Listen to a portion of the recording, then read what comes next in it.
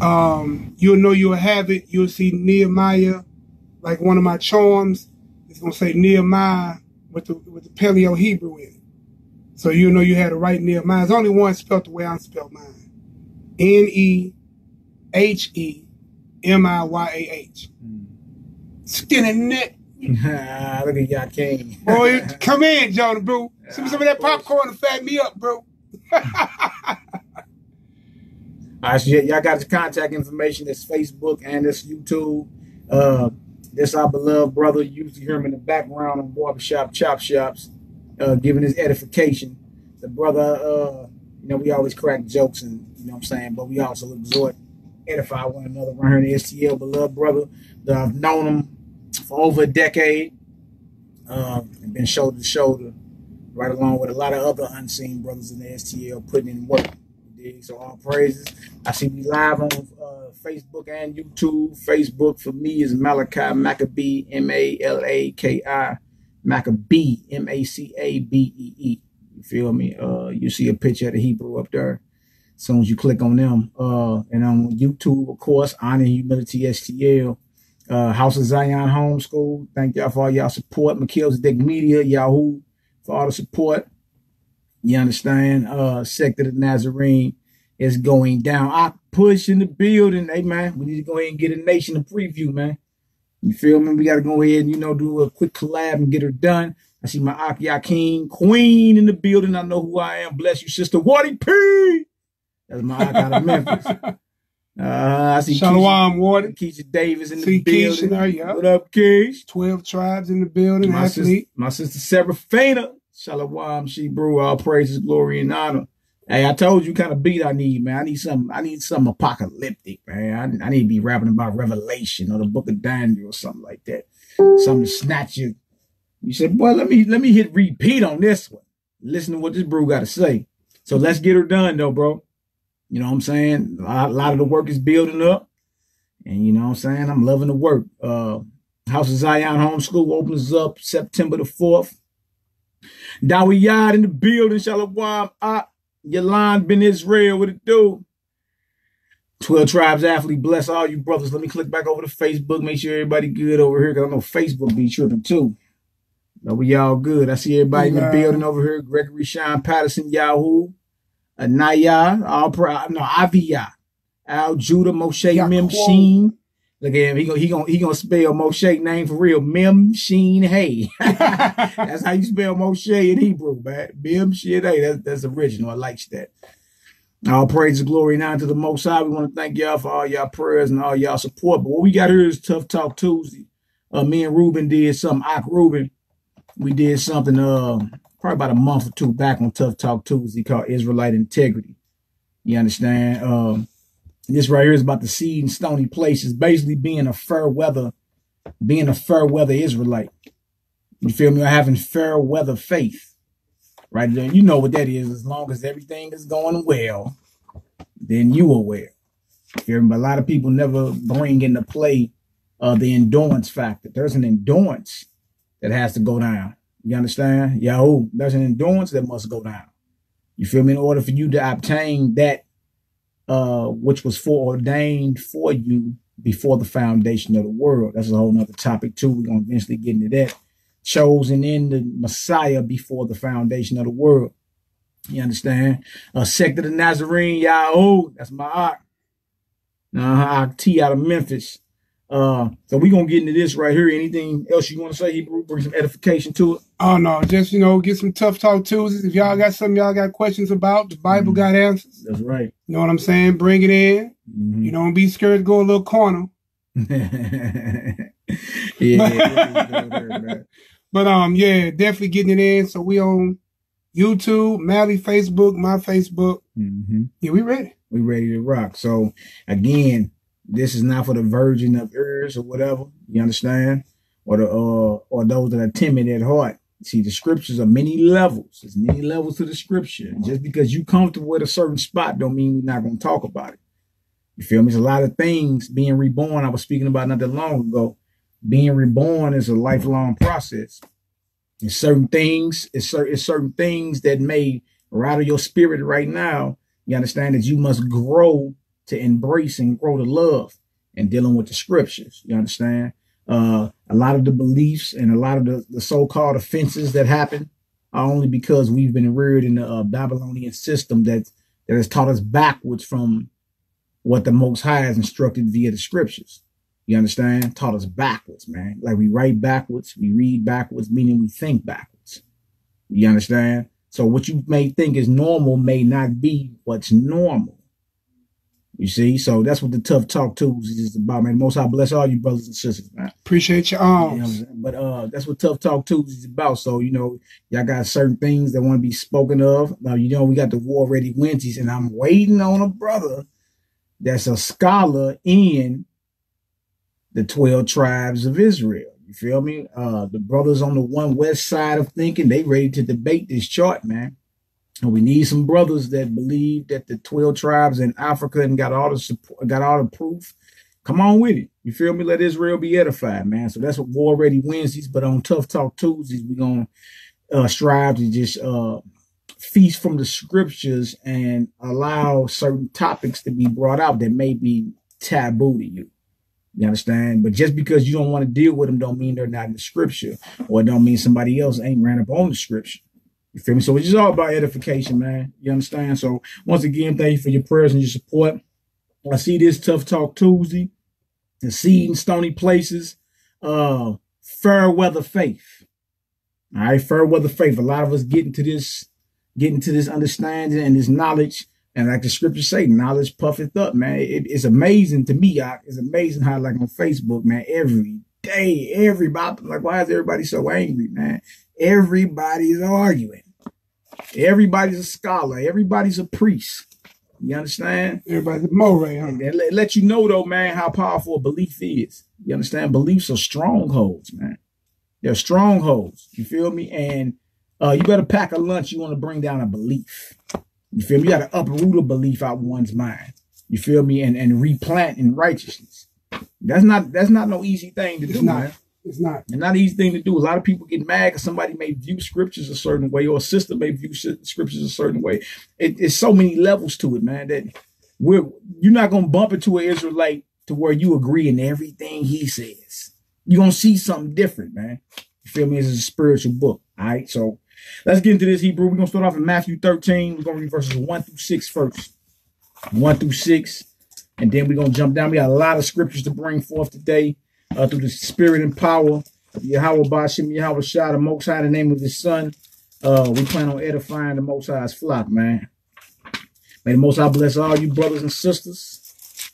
And how about we feast and throw down on his word, you dig? Matthew 13 is where we're going. We're only going to read 1 through 6 first. And then, you know what I'm saying? And then we're going to jump. We're going to jump down to 18. We're going to read 20 through 21. Y'all know, y'all familiar with the parable of the sower and the seed. You understand?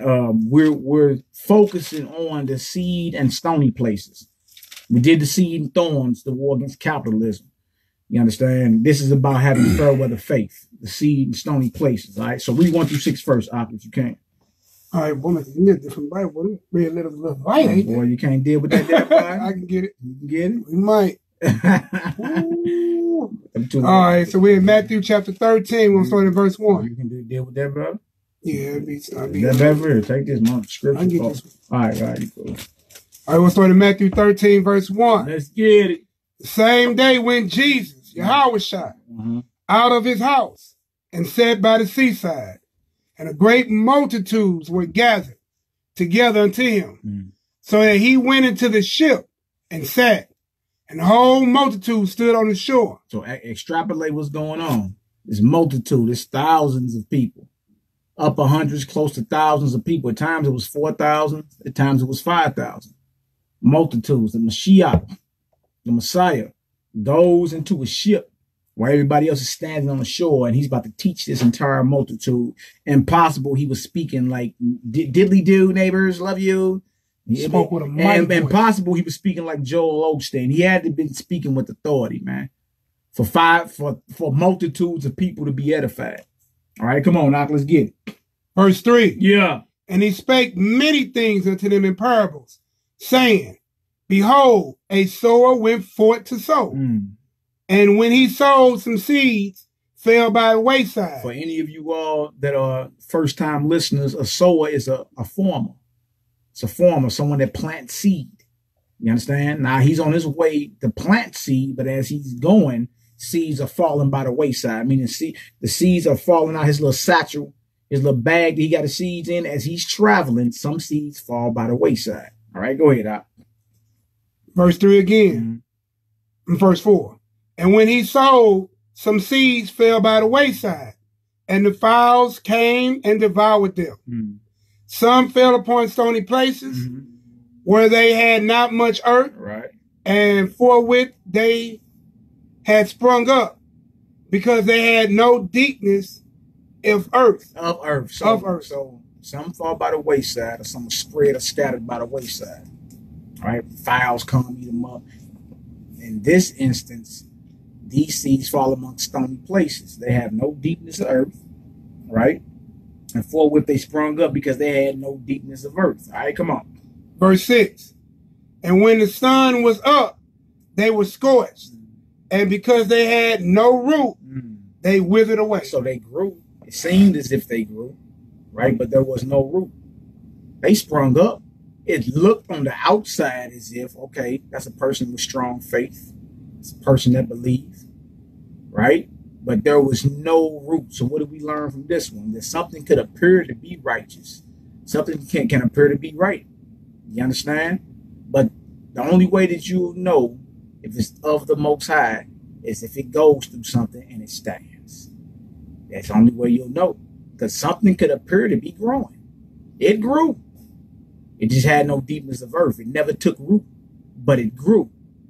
Right? Until, what, that sun came out? The sun came out and it scorched. And because they had no root, they withered away.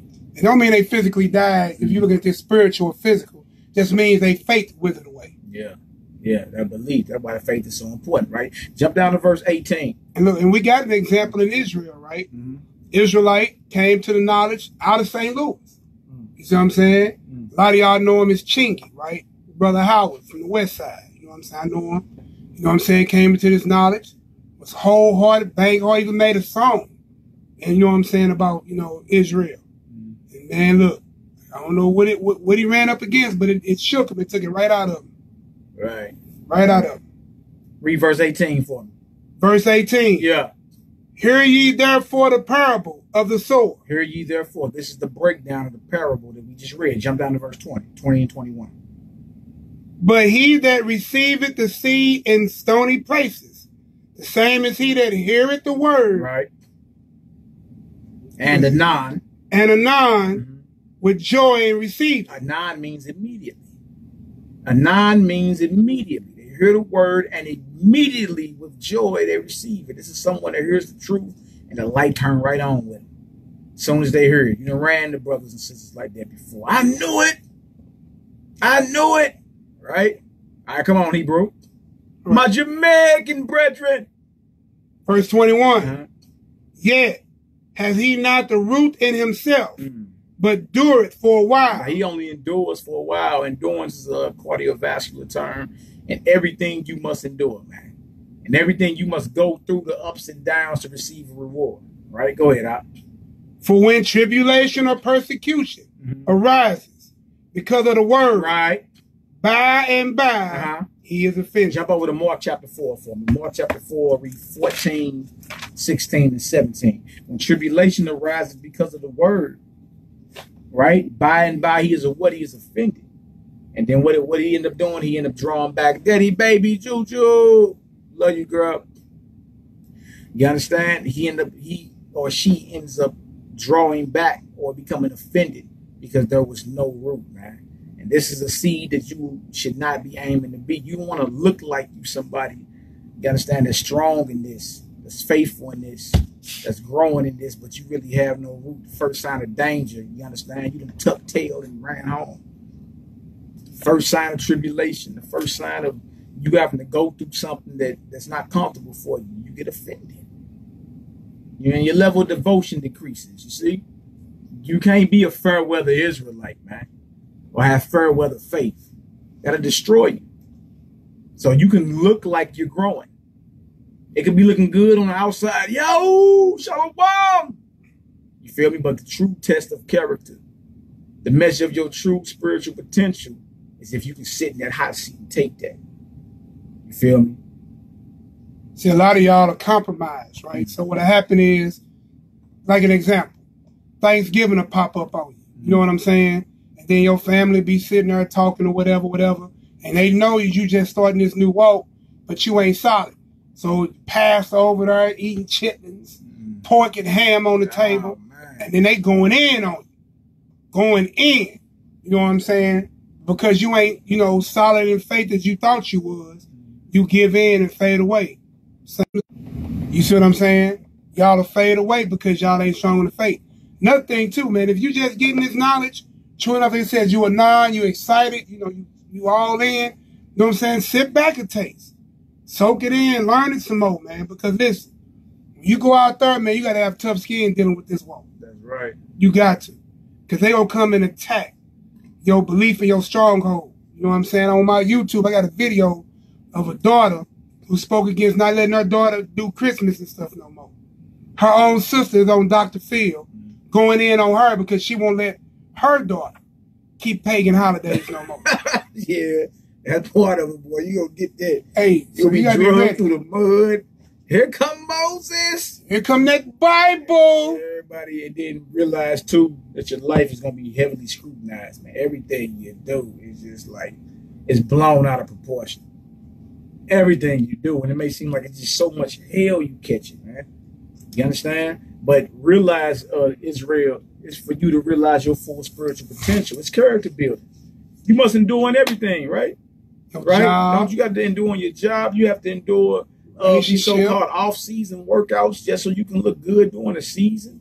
Everything look no pain, no gain, right? You remember my brother say relationships, children, and for your ladies, that you want your man to endure in the bed, don't you? It's all endurance. Everything is based tough talk too. Tough talk too. You know what I'm saying? Everything is endurance though, man. You know what I'm saying? Even down to this spiritual walk of ours. Everything's endurance, man. It's a faith builder. It's a character builder for you to realize your full spiritual potential. That's what this is about, man. It ain't about nothing else. You see? So don't appear to be spiritual. Don't appear to grow. You may look good on the outside, but only your tribulations and tests you go through approve if you have root or not. Proves how pure the gold is. Yeah. Gold got to be tried through the fire. God. You see what I'm saying? Same thing when you're dealing with diamonds under pressure. Mm-hmm. Any precious material. Look, most of the stuff that we have precious value for, rocks, stems, and jones, right? All these are formed through volcano cavities. Regular rock heated up and formed into a precious stone. Mm. You see what I'm saying? That's just what you are. You're a human being, right? You planted in this earth, you here, and you supposed to grow. If you read John 15, the Most High is the husbandman. You see what I'm saying? John the 10th chapter. John the 10th chapter. Yeah, 15. And 15 too, because one's about the shepherd. Yeah, I'm talking about the one about the branch. Christ is the true vine. Yeah. We the branches. Yeah, that's right. And then the Most High is the husband. He's the tiller of the ground. So you planted here to go through to be a finished work. So when you go back to the Father, you complete. You see what I'm saying? Yeah. Yeah. You must go through it. You must endure, right? All right. So now we in Mark the 4th chapter. Mark chapter 4. When y'all get there, put a Yahoo up in the chat, man. Put a Yahoo up in the chat when y'all get there. Mark chapter 4, we're going to read verse 14, 16, and 17 again. The seed and stony places. The seed and stony places. Tough Talk Tuesdays. Fair weather Israelite or fair weather faith. That's what you don't want to have. You don't want to have fair weather faith, man. Meaning it's all good. You feel me? When it feels breezy outside, 70 degrees. You understand? But this walk ain't that. At times it's gonna be brick cold. At times it's gonna be flaming hot. You gotta get through all of it. You gotta get through all of it. You understand? So when y'all get there, Mark chapter 4, give me a Yahoo up in the chat. Give me a Yahoo up in the chat. We're going to Mark chapter 4 next, verse 14, 16, and 17. Hallelujah. Hallelujah. My Aki in the building. What it do, priest? El Yosef. Hey, that's the Ak. El Yosef is the brother that got the Hebrew booklets for the short leggers. We will be using his booklet as a primary source at the House of Zion Homeschool, showing the short leggers early, archaic Hebrew, Paleo Hebrew, and even modern. Oh, you understand? That brother actually puts those books out himself. Got vocabulary words in the back and everything. So y'all get in touch with the brother on Facebook, L-E-L Yosef, Y-O-S-E-F. You understand? The brother is very knowledgeable and very good when it comes to that Hebrew, man. But he got to, you remember back in the day in school, they used to have you used to have to trace the lines, learn how to write, to draw O. You feel me? Or to do an N. You feel me? He got the Hebrew characters, ancient, modern, and archaic in those dots. So you can learn how to write it. Yeah, I learn how to draw all of them. A lot of us adults gonna need those books. Yeah, God. So I'll let the brother on Facebook, El Yosef, man, El Yosef. Hey, look for Jay Strata, man. Jay Strata C. I'm gonna send you an invite after all this. Yeah, matter of fact, I think it was my Yak Ellie that ran up on me with that. And I was like, oh yeah, this is where is it? Right here. All right, so let's get it done. Mark the 4th chapter. Mark the 4th chapter. Where you at, Ak? Let's get it. Mark chapter 4, verse 16. Yeah. And these are they likewise which are sown on stony ground, who, when they have heard the word, immediately receive it with gladness. See, so the seed is compared to a person. See that? These are they sown on stony ground. Immediately they hear it and they receive it with gladness, meaning they believed it. That means they had faith and they actually believed and had faith in what they heard. But they were not prepped for the endurance. They were not prepped for the opposition. And it's crazy because everything you do in life, there's opposition to it, man. Like we be so offended on Facebook when somebody pop up with a different understanding or belief or a different doctrine when it comes to these scriptures right here. We be just offended, ready to fight. And you like, man, calm down. You keyboard warriors. Yeah, I want to calm down with all that. Let's get into it. You feel me? Come on, Ak. Let's get it. Verse 17. Yeah. And have no root in themselves, and so endure but for a time. Afterward, when affliction and persecution arises for the word's sake, immediately they are offended. Now, trip off that. If everybody loved the Most High, everybody loved his son, why is everybody so offended at the word? Why is everybody so angry? How about we sit down like the spiritual men and women that we are? You understand? And let's intellectually spar. What's wrong with that? And still hold respect and still hold the brother and sister in high regard and high respect, man. It's just what it is, man. Give you a quick example, man. You might have the Christian church believe in doing communion every, whatever, once a month, third Sunday, first Sunday or whatever, breaking bread or whatever. Then you will have the Hebrews, they read the scripture, and they'll say that we're supposed to be performed at Passover. You see what I'm saying? God. Why you just can't, instead of getting mad at each other, just hop in there, see what it is, what was going on, what is the purpose of it? Are you eating worthily or unworthily? You know what I'm saying? What was going on? Read the story. Yeah. Don't one line. You can't not one line these scriptures, bro. That's right. Line upon line, precept upon precept, here a little, there a little. You read that in Isaiah, right? Understand this. See what it is, come to a conclusion, agree or respectfully disagree. Yeah. You still my brother. Yeah. if you want to go break bread and get on your knees in front of a wooden cross, in front of a pastor, and let him do this on your head, if you good at bowing to men, see how that sound? Man. See how that sound? That sound crazy. We got altar call. That sound brother, crazy. the way this big old knee built, boy. I'm not in the bowing mood right now. Sounds crazy. You see what I'm saying? Prostrate, whatever, you know what I mean? Yeah, bowing. Bowing to an altar before a wooden cross was all against scripture. Giving a man to give you a piece of bread and some Jesus juice. Huh? Yeah. It's crazy. But that's the argument. Christmas or don't. Can I attend or can't I attend? Yeah. You see what I'm saying? Can I go to a Christmas celebration knowing that it's not of the Most High? You won't catch me dead at one. You know what I'm saying? And look, y'all should be happy Nehemiah don't keep none of that stuff. You hear me? It's 21 to me. Me, the wife, 7 kids, 12 grandbabies. You should be happy. That's 21 gifts you don't have to buy. Them 21 plates you don't have to make at Thanksgiving. Oh, you should be happy Nehemiah don't do that. Yeah, I tell my kids, you should be happy on the Father's Day. Y'all should be happy. All right, let's drop that. Let's go to Luke chapter 8. Luke chapter 8, start at verse 11. Hallelujah. I'm feeling good as the Israelites should. All praise to the man for you up, because that's right, Poppy. Shoot, because it's the truth. They're the key to those who receive seed on stony grounds. They do not become rooted and grounded in the word of truth. Right, exactly. They may appear to be growing, but they have no root. They have no root. Christ warned you about that out of cup too. Yeah. Pots and pans and traditions of men. Yeah, but have no root. Everything is about the inward. The computer that you looking at right now, that iPhone you looking at, the motor in the car that you drive, even yourself. Everything is about the inside. The inside jacked up. What good is this computer? It's a shell. What good is the car without the engine? It's a shell.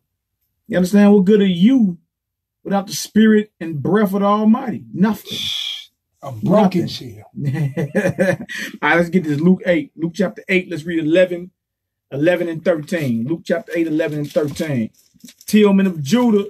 Steve Tillman, Shalom. The Akoner. Yeah. What up, bro? What up, Israelite? What it do, my brother? That's our brother with the yacht chains, as y'all know. Y'all know how it is.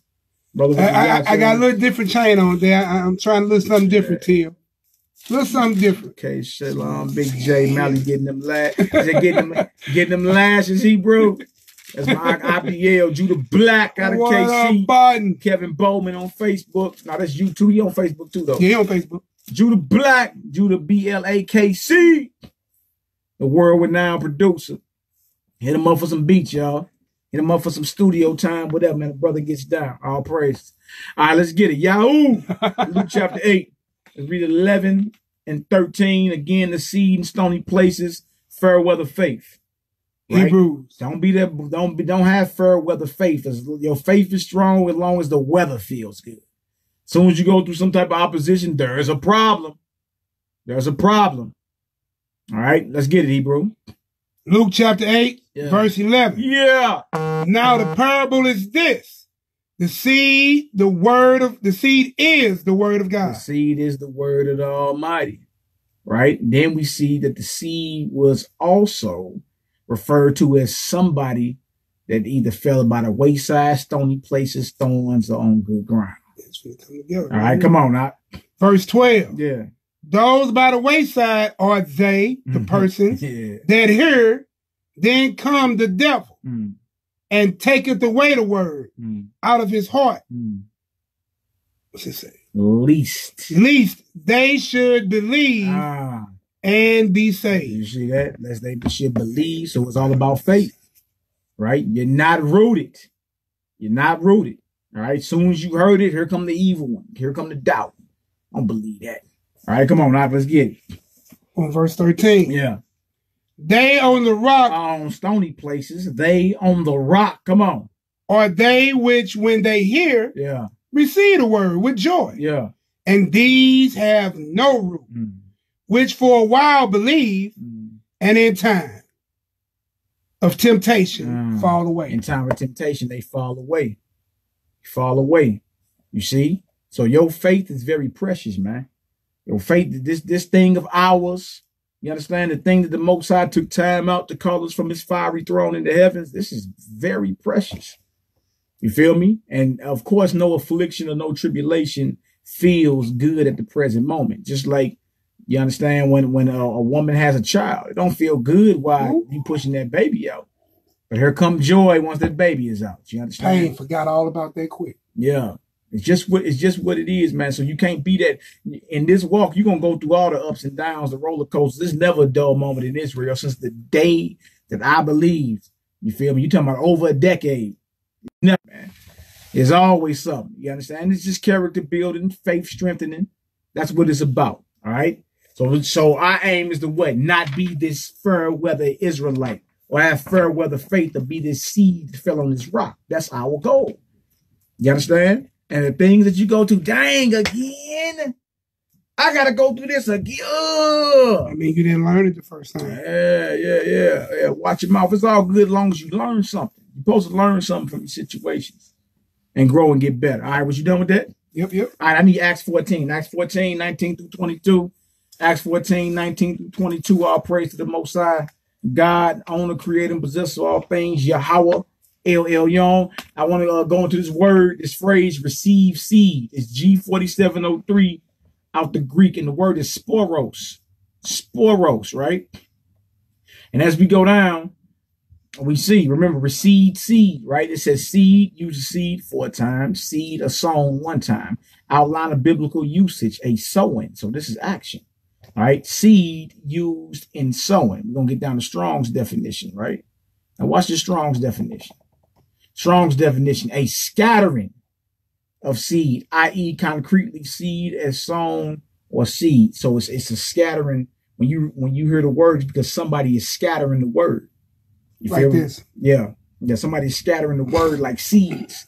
And the seeds are supposed to be planted or sown within the field of your mind. You understand? Then when they take root and grow, they become strongholds of strong faith. Remember, he compared our faith to what? A mustard seed. You see? So it's the same thing. Also, G4687 is spiro. And it's the same thing, to sow, scatter, seed, receive seed. The actual sower. Him planting it or him receiving it. Ooh. All right. And as sowing, which is an action 43 times has been used. The Strong's definition says probably strengthened from G4685 through the idea of extending. To scatter, i.e. sow, literally, so to plant literally or figuratively.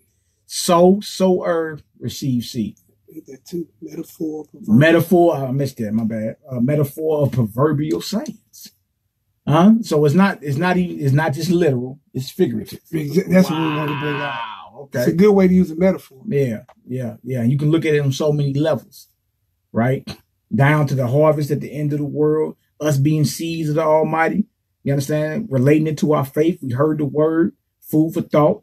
You feel me? The word was planted within the field of our mind. It either took root or it didn't. It either landed on good ground or it didn't.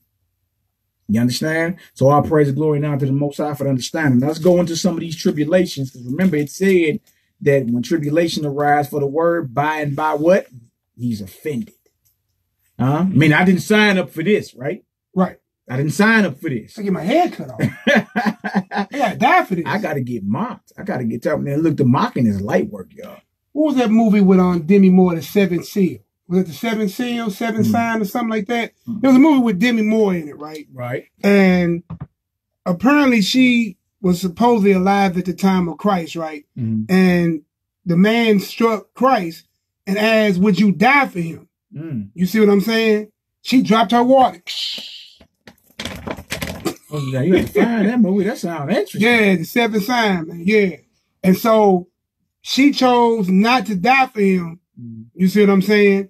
And then now here come the end of the world. She's giving birth and the gulf of souls is empty. And then she chose to die for the baby and touch the baby. She died this time. And the baby lived. So the Hall of Souls is refilled again. Okay. Gave the world a second chance. Man, find that. That's Demi Moore. I need to know the name of that movie, brother. You know, you send out all type of movies. This is also the Minister of Information, man. Jay Schroeder Sr., Nehemiah Ben Israel, Nakamyab Ben Israel. The brother is very keen in keeping us up on the latest news that's going on. If he has your number, you'll know about it. You definitely would know about it. You're going to get hit every hour on the hour with something. I will blow thou up. Yeah. What's the name of the movie, Queen Kaya? The Seventh Sign. The Seventh Sign. That's with Demi Moore. Yeah, we're going to have to check that out. Right on J.A. Yahweh Da. Queen Kaya. Danisha, bro. What it do? She, bro.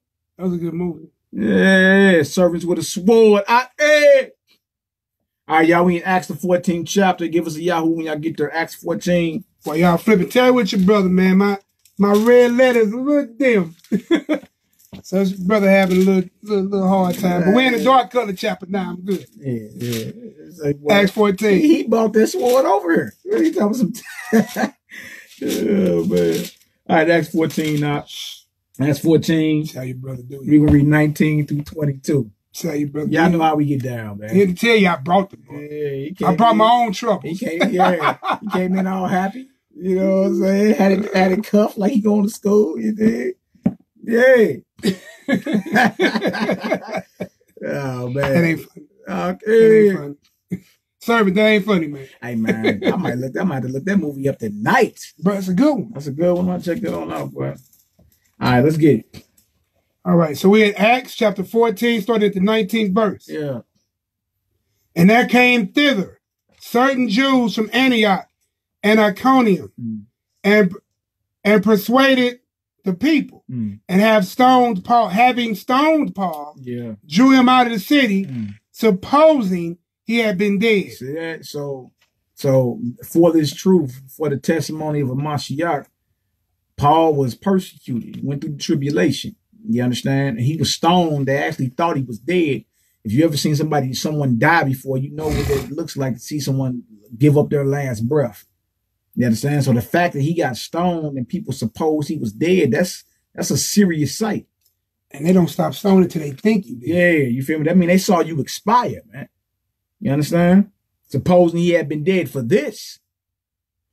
Now, if he was a fair weather Israelite, if he was rocking in the vibration of the world today, what would have been said today? See, you over there talking that Bible. You done mess around and ran to the wrong people. Don't get them swords. Don't go out there talking that no more, Paul. If he was a fair weather Israelite or had fair weather faith. But let's see if the persecution or the tribulation, you understand, stopped him from doing what he was called to do. You see, today a lot of our people can't take just basic mocking, man. Just basic, you understand, people slandering you or talking crazy about you, man. That's part of this. That's part of this walk, man. Like, it's not going to be smooth. Somebody is not going to like you for something. Somebody's going to be offended about something. And you better believe if they could kill you, they would.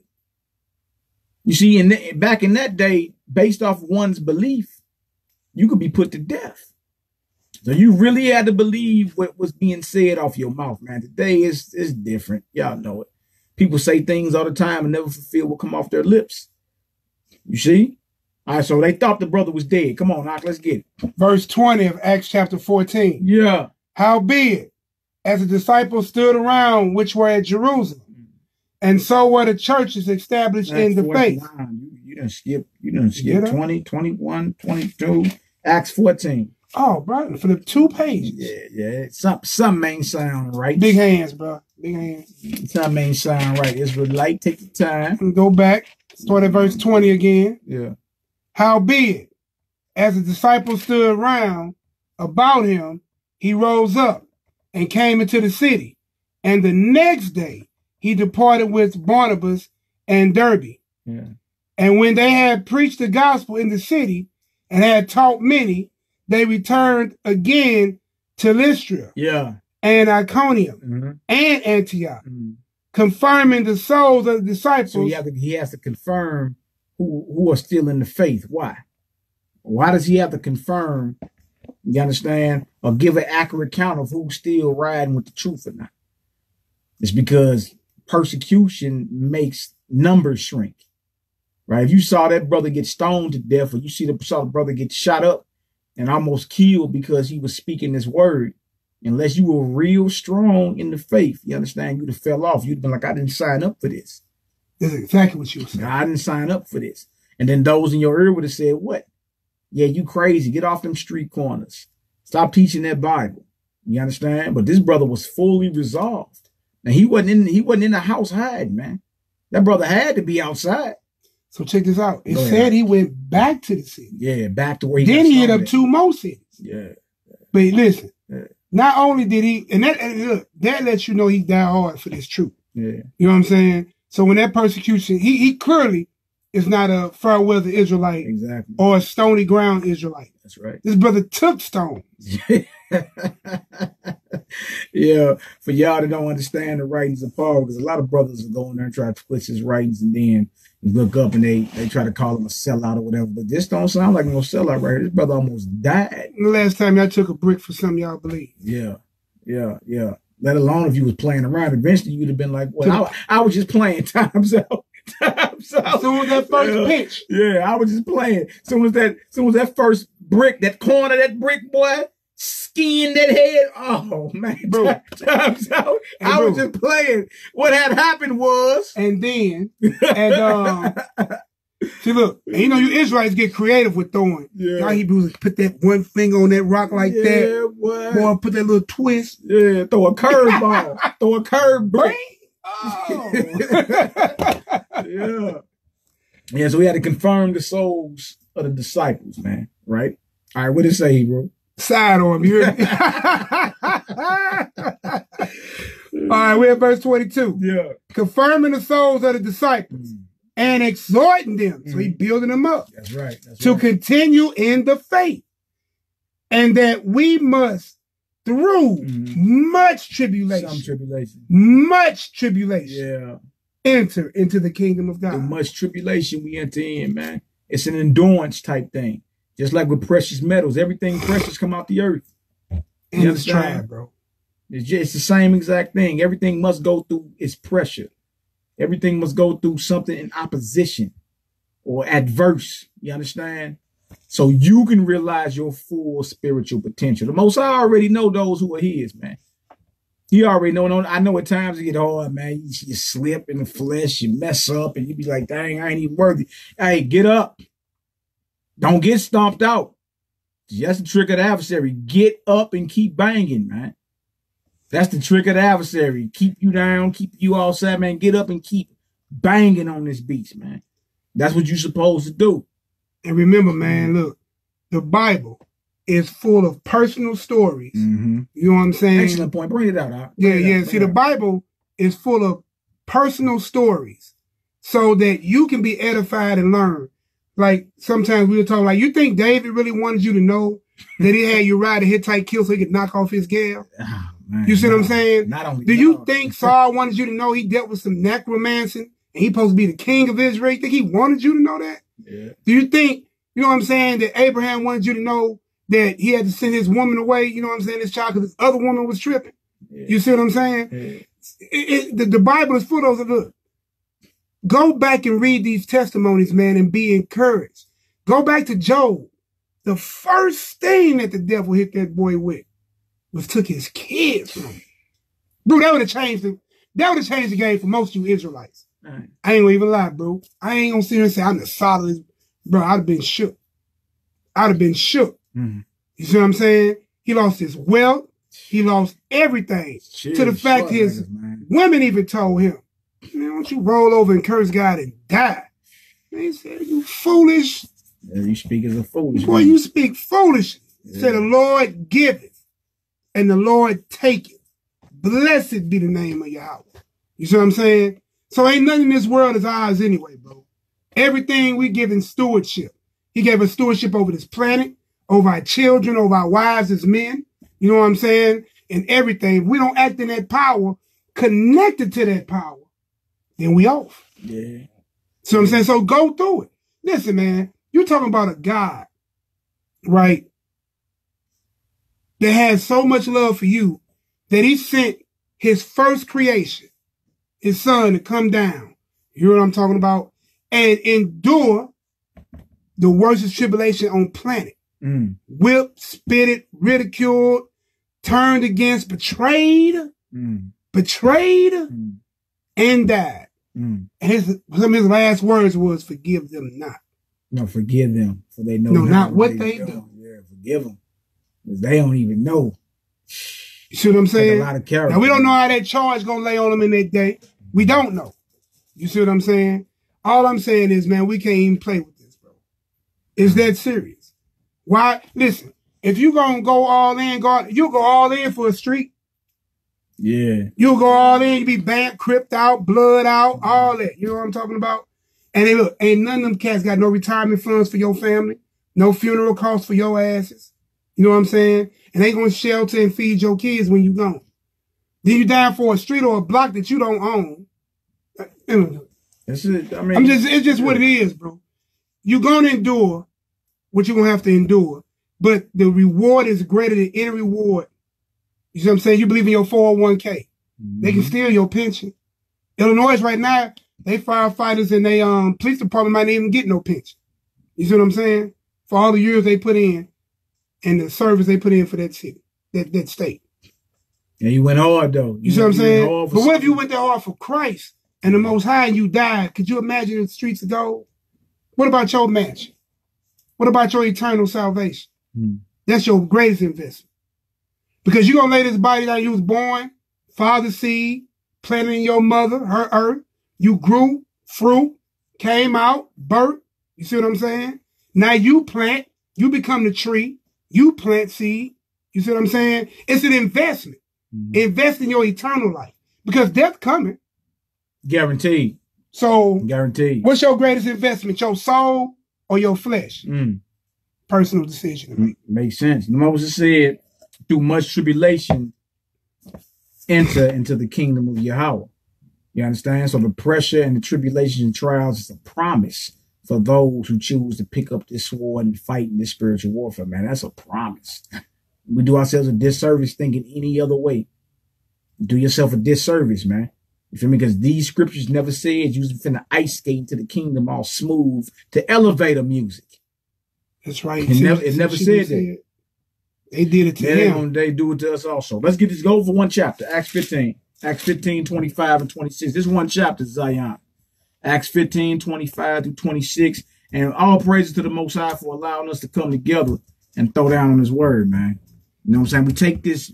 We take this for granted, I would say. We as a whole, we take feasting in the word of the Almighty for granted. As if we're going to always have this, man. You understand? As if we're going to always have this to throw down and feast with. Now, you'll be declared an enemy of the state shortly. You already are. You're already enemy of the state, man. They're already watching. They already got you. You understand? Just in my case, I don't care who watching because everything's an open book. You understand? It's in the scriptures. Wherever I'm off at, hey, I can always repent. You understand? That's what it's willing about. To. Yeah. Yeah, dang, I'm off on that. Let me get myself together. You understand? Tighten myself up. But thank the Most High for another day, man, another time to breathe, but to throw down in the word. These words are divinely inspired. In eternity, the Most High gave the word. Great what a company of men that published it. Psalm 68th chapter. It's the Most High that gave the word, man. All right. Let's get into this Acts 15. I need 25 and 26. Acts 15, 25 and 26. The seed and stony places, fair weather Israelites, or fair weather faith. Tough Talk Tuesdays. Tough Talk Tuesdays, baby. All right, we're at Acts 15, 25. It seems good unto us, being assembled with one accord. With what? One accord. Come on, they were always striving for that, man. We got hell on the outside world. Those that follow Mashiach, those that believe in the commands, we should be striving for that. And the first step to striving to it is being willing to sit down and rap. We got to rap with each other about various aspects of the scriptures and all that, man. That's right. It's a spiritual book. So how many times it's not the phone book. Right. You understand? It ain't like we all looking at emos or Dominoes or Papa John's. No, there won't be no arguing over the number of Papa John's. It'll be right there. You understand? Why is it that when it comes to the most spiritual divine book is a problem? Because there's different levels to this thing, man. There's different levels to it. All right, come on, Hebrew, let's get it. We're going to read 25 again. Yeah. It seems good unto us, being assembled with one accord, to send chosen men unto you with our beloved Barnabas and Paul. Yeah. Men that have hazard their lives. Men that have what? Hazard their lives. Men that have their neck on the lines. Men that are not fair weather Hebrews. Moment they could have been dead or killed for professing this, for saying Hamashiach HaMalak, the Christ is the King. For saying that have got you killed in ancient Rome. Because to them, Caesar was king. All right, come on, Knock, let's get it. Verse 26 again. Yeah. Men that have hazarded their lives for the name of our Lord Jesus Christ. Hamashiach Yahushua. You see that? Men that have hazarded their lives for the name of our master. Hamashiach Yahushua the Messiah. Hazarded their lives for this. See, it's a difference. Like everybody can believe when it's going easy, man. That's real easy. There's no opposition. There's no adversity. I was told a long time ago that if there are no enemies, something is wrong. Right. Even Christ had enemies, and Mashiach had enemies, man. Like if there aren't no enemies, you really need to question what it is that you believe. There's always going to be an opposition. There's always going to be a competition. You understand? But the true character building, the true faith strengthening is you sitting in the hot seat, taking all them fiery darts and coming out just solid on the other side of it, man, unscathed. All right. Next scripture we're going to go to is John the 16th chapter, John 16. And then we're going to get into the prophet Jeremiah, because Jeremiah was called in the Most High before he was in his mother's womb, was born for this, right? But hey, he still had to go through the persecution, and it was from his own people, man. From his own people, our people. I just part of this walk. You got to get ready for it, right? Get out your mind. It's going to be a fair weather experience joining this movement. You're going to you're going to lose popularity. You're going to lose friendships, relationships. Family members going to talk bad about you. You understand? And children may flip on you. You feel me? Things may start taking a turn for the worse before they get something better for yourself, man. That's part of this walk right here. Anybody else out there got you thinking otherwise is fooling you. You're going to go through it in this. But it's character building. It's faith strengthening. So you can realize your full spiritual potential. It'll be tough. Yeah. You got to train, man. Train up a child, right? John 16, I need 1 through 5. John 16, 1 through 5. All right. 1 through 6. 1 through 6. Yes, sir. John 16, 1 through 6. Give me a Yahoo when y'all get there. Boxonologist, Yahoo. Akimelech ben Yisrael, Yahoo. What it do, my brother? What up, T, bro? Zafit Yisrael, Yahoo. Chantel Prescott. That's right, Poppy Shoe. She say, hey, I can care less. That's right. Bruh, Corey Yehuda. Let's get her done, brother. May the Most High bless each and every last one of y'all, man. You Yahoo. All right, we ain't good one, boxing. We ain't good at the King's English around here. King's English. A lot of brothers want to Jones, man. Misspelled something. And yes, we spelled tough, TUFF for a reason, man. No, y'all probably like, our enemies probably like, them niggas can't spell. Infiltrator! They ain't got spell check, they cheat. They hobos!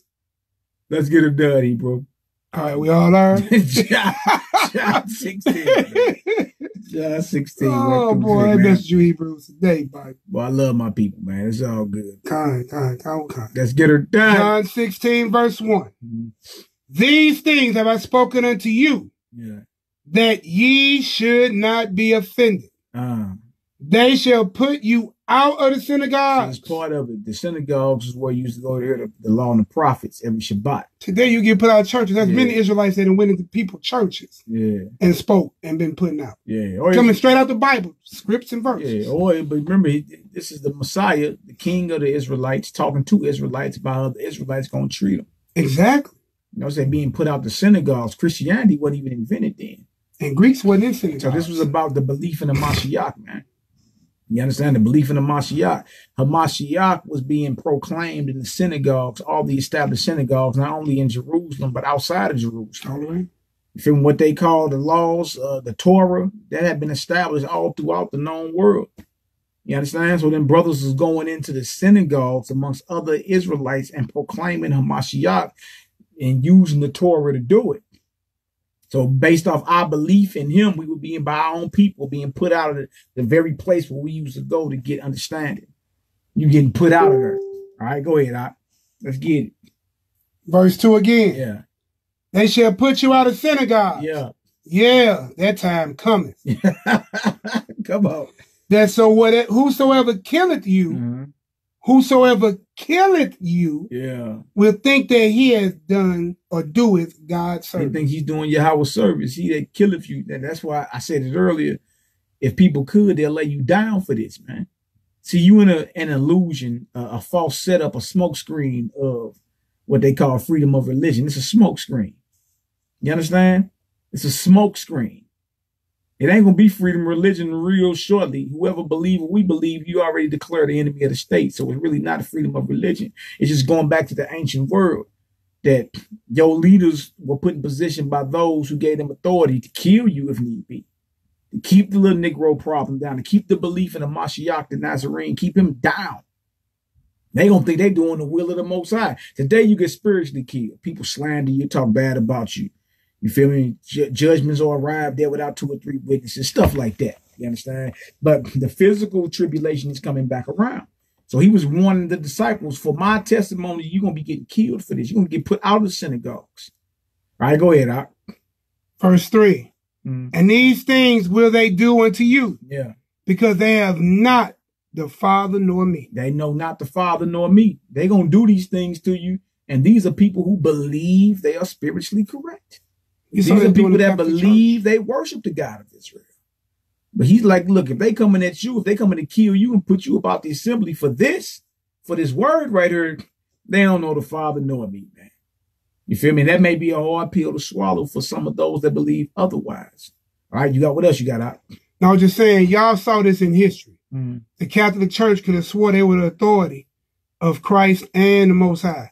And how many people been put to death under the banner of the Catholic Church? Man. Oh, man. You talk, man. Hey, you still dealing with altered boys now that they talking about, it just came up, they call this, what the 2012 times 2? Yeah, man. Or 2002 by all these sexual crimes of these boys. This all under the banner of your God and your Messiah, which was also whitewashed as prophesied in Maccabees 3 and 48. They opened up the book of your God. They opened up the book of the law and seemed to put their image therein. Yeah. The Caesar Borgias, the white God in the cathedral with his little finger touching down. You see what I'm saying? But that's Job 9:24, same thing. Boy, that girl said the Knights Temple. Knights Temple, yeah. Baphomet statues being placed in Arkansas. That's a state south of Missouri. Makes sense to it. See, the devil is putting up his altars all over this earth, all over this country as well, man. All over this country. You dig? The war is on. And so then ask yourself, what are we really arguing over? What are you arguing about in this hour? And they got y'all with that spirit of go along and get along. Yeah. Everything is inclusive. That is not this Bible. This Bible is actually more separatist than inclusive. Yeah. Jesus ain't never said, you know what? I accept your God and worship. That's right. You see what I'm saying? That's no, right. Man, he tore down. Yeah. When Christ walked through Egypt, idols fell. You see what I'm saying? That's just what it is. You gotta read the lost books. Yeah, the lost books you speak of. Yeah. You know, it sounds like a good topic for War Ready Wednesdays, though. Mm-hmm. All right. What verse? Read down to 6. We have 4. Okay, come on. Verse 4. But these things have I told you, that when the time shall come, not might come, when the time shall come. When it shall come, because it will happen. All right, come on. Ye may remember that I told you of them. And these things I say not unto you at the beginning, because I was with you. But now I go my way to him that sent me. And none of you asketh me, whither goest thou? But because I have said these things unto you, sorrow hath filled your heart. That's it for that. You see, he was letting us know about the persecution that was coming. That was prophecy. He was letting it be known, like, look, don't be troubled. When you see these things happening, you must be on the right path. But he let us know about the death. He even told us, matter of fact, Revelation, the 2nd chapter, the 10th verse, be faithful unto death, and I'll give you a crown of life. Right? And all this to prove that you're not a fair weather Israelite. Can I you got fair weather faith. Yes, sir. Go ahead, bro. Hey, look, let's just be real about it, man. If the greatest man that ever walked this planet had to shed blood and die, do I need to say any more? And we ain't nothing. And I ain't saying that to be derogatory or saying it to be condescending to any of us. Yeah. I'm just saying, if the greatest man that walked this planet had to shed blood, please do not think yours not going to be spilled. That's just not common sense. It's not reality, bro. You go through your hardships because you was born a so-called Negro in America because your ancestors went through it. So if your Messiah went through it, you're going to go through it. Believe it. He told you. And sorrow filled your heart. Something about the man. We want to live forever. But we know we don't. You've been a hypocrite to yourself. So if you're going to die for something. Die for truth, I say. But, you know, stand for something or fall for everything. That's why I say a coward dies. How many deaths? Thousands. A soldier died one time, man. Die for Christ, you die one. But you live forever. Yeah, forever. And if it's a lie, yeah, you got what you was going to get anyway. That's that tough talk. Tough talk, too. All right, let's get this, man. We're going to Jeremiah, the 20th chapter next. We're going to show, matter of fact, go 2 verses before chapter 19, verse 14 and 15. We're going to read into 20. So Jeremiah 19, verse 14 and 15. Then we're going to read into chapter 20. Jeremiah was trying to tell the whole, but matter of fact, give me Jeremiah 1 and 1 first. Jeremiah 1 and 1 through 5, and then jump over there. My bad, out. So we can understand what Jeremiah was. It's bouncing the scripts. So we can understand what Jeremiah was. You understand? Yeah, here you said 19. And then we're going to do 19 and 14. Marking the pages.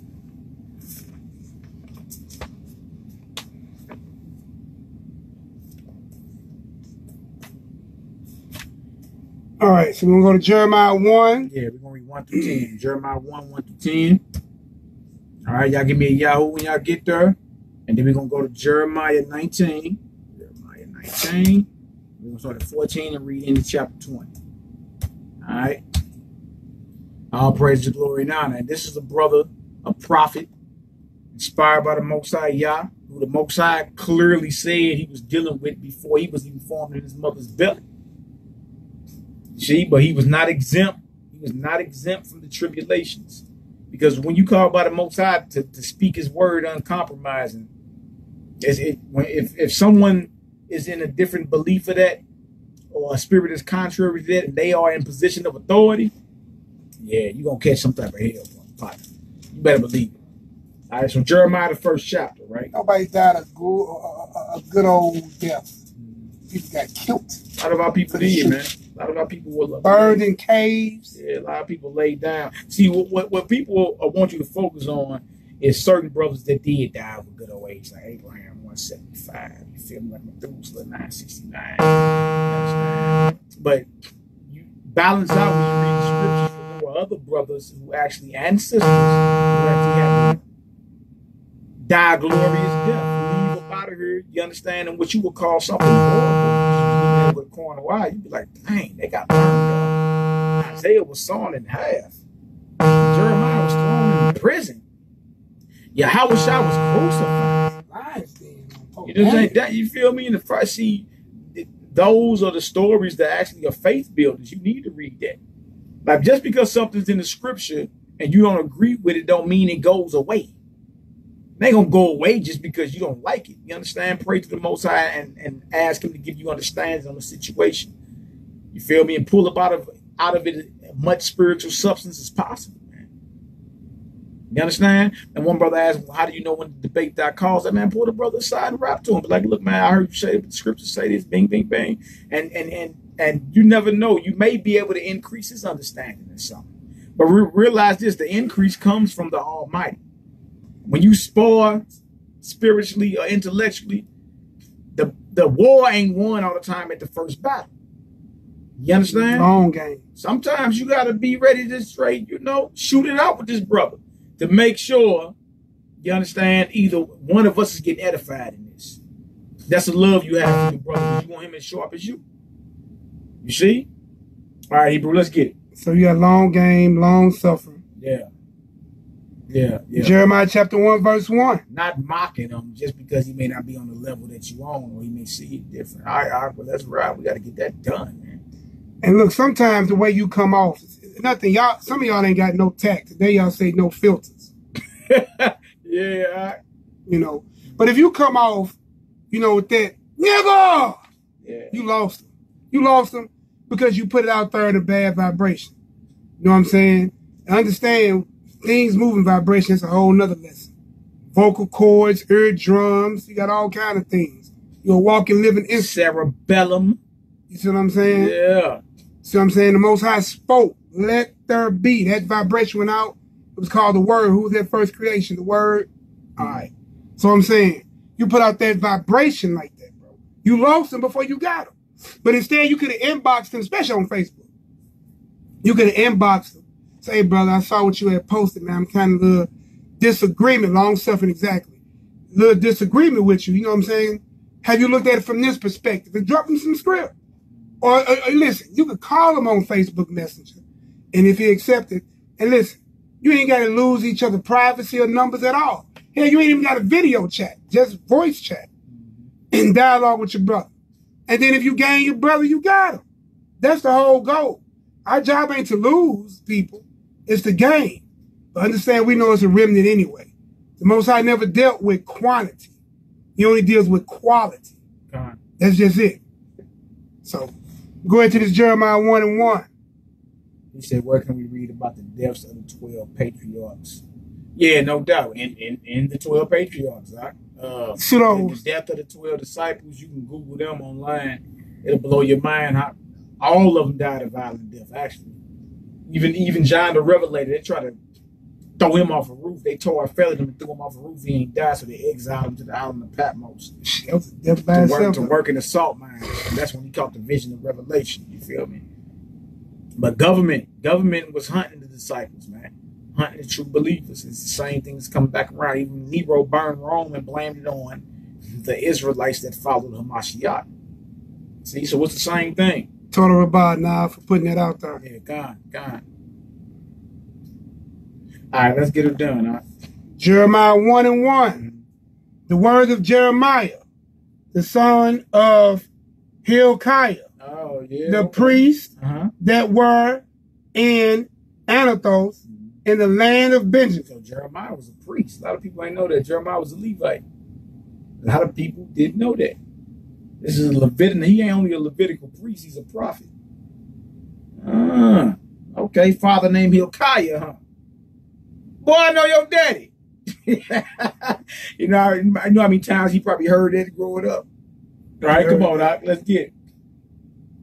To whom the word of the Lord Yahweh came in the days of Josiah, the son of Ammon, king of Judea. All right, so now you know in what time that Jeremiah was prophesying. He prophesying in the days of Josiah, the son of Ammon, king of Yahweh. In the days of Josiah the king. The 13th year of his reign. The 13th year of his reign. So now are we dealing with dates now? Some people say, hey, dates ain't in the Bible. Really? Really? This is very specific. If you knew who Josiah was and when he reigned, then you would know when Jeremiah was prophesying, man. It's that easy. It's that easy, man. All right. Shalom, my New Jersey sister. Let's get it out. Verse 3. Yeah. It came also in the days of Jehoiakim, the son of Josiah, king of Judea, until the end of the 11th year of Zedekiah, the son of Josiah, king of Judea. Come on. Unto carrying away of Jerusalem captive in the 5th month. So Jeremiah prophesied his whole life, in other words, from the time he was a little child all the way up until the kingdom of Judah was carried into captivity by the Babylonians under Nebuchadnezzar. And then Daniel and them get thrown in the lion's den. Shadrach, Meshach, and the bad Negro get thrown in the fiery furnace. I go another. Daniel have all the dreams and visions. Yeah. I go another. Yeah. Got about them 3 boys. Yeah. So his whole life he was prophesying. And they let you know this thing was set up before the foundation of the world, man. You feel me? This man was called to do this work. And he ended up doing it his whole entire life. No, brother, all prophets weren't Levites, but no. Hey, this brother was. Our Lord, yeah. What verse you in? You got something you want to go to?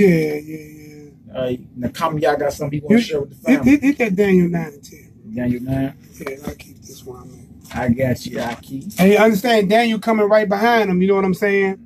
And understand even why you here in America, because we got, I'm on my Facebook. Mallow Hills, you know what I'm saying? We just can't assume everybody know everything. Yeah. You know what I'm saying? But the reason why you hurt, if you understand, is because of the curses. You know what I'm saying? your ancestors made a covenant with God by blood. You see what I'm saying? Even they said, let this fall upon our children. That's a whole lot that was laid on your shoulders. Just like a lot of y'all in poverty. I ain't above the boy. You know what I'm saying? A lot of us. Us. Yeah. Or in poverty because our parents was in poverty. You see what I'm saying? These things are passed down, generational curses. Then you continue to live in sin, you can't come out the curse. You see what I'm saying? That's why I'm saying to the third or fourth generation. Sometimes it takes those many generations. So what Mally caught a hold of, you see what I'm saying, that he didn't get, now he teaches to his children, they going full swing harder than he ever did, and then they going to teach it to their children. So you got the third and fourth generation getting it right. But then, hopefully it won't fall off. But that's how it happens, bro. Oh, Lord, yeah. All right, where we at? We're in verse 4. We went into Jerusalem going into captivity in the 5th month. Right? Verse 4. Then the word of the Lord came unto me, saying, before I formed thee in the belly. Be what? Before I formed thee in the belly. Right. I knew thee. You see that? Before I formed thee in the belly, I knew thee. Before I formed you in the belly, I knew thee. Who was Jeremiah to know before he was formed in the belly? That's the question. You understand? Who are you, or who was Jeremiah? Put it that way. Let's take you off the table. Just in case this scares folks. This is Tough Talk Tuesday, right? But the question would be, the higher question would be, because, you understand, he's one of our ancestors. You understand? We come from this line right here. We come from this nation. So who are we before we are formed in the belly in our mother's womb? That's the question.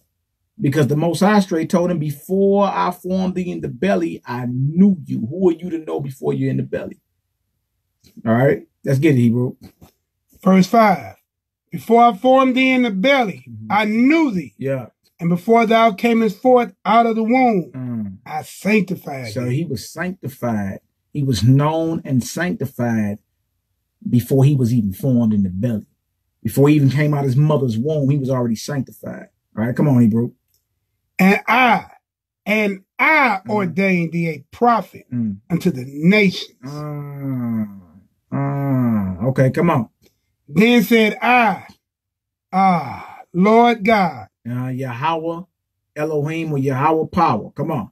Behold, I cannot speak before I am a child. He said, because I'm a child. See, so this lets you know, when we get a peek into the story, he was called as a child, man, a youth, to do the work of the Most High before he was even a child, before he was even in his mother's womb. But then the Most High put the calling out, look, it's time for you to do the work that I formed you for. And his first response was, I'm a child, man. I'm a child. Outside playing. I'm a child. How am I going to be able to go talk to these people? I am a child. You see, you have no control over who the Most High calls into this fellowship and this ministry to do his work. Man has no power over that.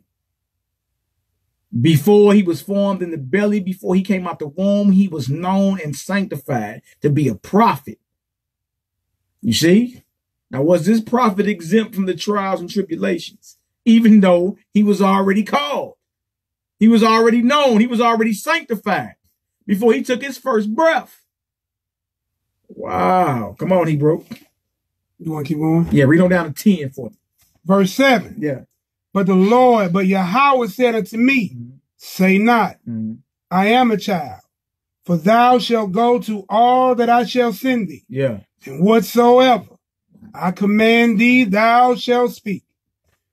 Be not afraid of their faces. Yeah. For I am with thee to deliver thee. You see that? I'm with you to deliver you. Don't be afraid of their faces. Say not, I'm a child. So in other words, there are no excuses. There are no excuses. The Most High called you. Remember, he called Moses, right? What happened with that? He said, man, I can't speak. Most High let him know who formed him off. And Moses had what's called a speech impediment. He had a stuttering problem. Barely could speak. But the Most High said, I'm with you. You see that? Same with Jeremiah. I'm with you. All right, let's get it, Hebrew. Read that verse again. Yeah. Be not afraid of their faces. Yeah. For I am with thee to deliver thee, Mm-hmm. said the Lord, said Yahweh. Then the Most High put forth his hand and touched my mouth. Mm. And the Most High said unto me, behold, I have put my words in thy mouth. Verse 10. You go down verse 10. See, I have this day set thee over the nations and over the kingdoms to root out. To what? To root out. Wow, come on. And pour down. And to destroy. And to throw down. To build and to plant. That's the job of a prophet. Throw down and build. That's his job. So everything that comes off his mouth is not going to be smooth for you. You're not going to like what's being said. All right? You got to get this out of your spirit of thinking everything going to be smooth for you. Yeah, Ray Brew Light. Yeah, I got the blue, what's called the ISR blue letter. We got the Hebrew Taurus, Tanakh. We speak, read, write, and speak the Ibrit. So yeah, I understand Hebrew. If you ever want to chop it up on a scriptural level and, you know, get in the ring with those that still speak English, inbox me out. You know what I'm saying? Let's get it popping on War Ready Wednesdays. Let's bring it out. You know what I'm saying? And see where the chips fall. All right? But study the opponent, man. Study whoever information you're going to be going against to rebut, because it's some sharp swords in Israel. So let's do it, man. I mean, let's do it. I mean, I understand what you said. Matter of fact, mine is upstairs. My ISR, I don't think he got one over there. My ISR got all the Hebrew names, Yahweh Shah, Yahweh, Eliyahu. You understand? I got all that, man. There's a lot of information there too. The breakdown of the tabernacle in the back. They got illustrations and drawings. The Ark of the Covenant, the temple, monetary values, what was shekels, dry measures and all that. It really gives you a look into the life of an Israelite. You know what I'm saying? Like, dang, okay. Because we had a whole structure. Like today, even down to our measuring, what we have inches. And over in the UK, they got metrics and all that. We have cubits. We have spans, hand breaths. You know what I'm saying? We had all that. So, yeah, man, let's get it, man. I'd love for the brothers. You know, that just want to intellectually spat. Let's do it. And then, you know, I just find somebody that's going to be a big proponent of the English. Me, I'm into getting into the Hebrew, man, because there's a lot of hidden and deep jewels in that Hebrew language. It's very beautiful. You understand? I'm never against it. I actually going to be teaching Hebrew at the House of Zion Homeschool. So I'm all for it. But there is an opposition to the understanding of speaking in Hebrew, just to let everybody know that some people are strong proponents that only speaking this Bible in English. You feel me?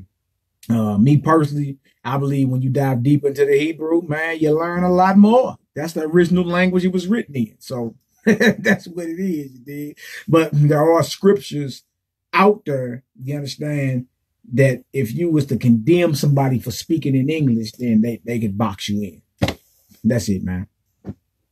Hey, man, I'm trying to get it done, Eliyahu Gabor, man. So far, I got someone that's going to champion the 12-tribe chart that came out of New York, but I haven't found anybody that's willing to debate it and put it on the line.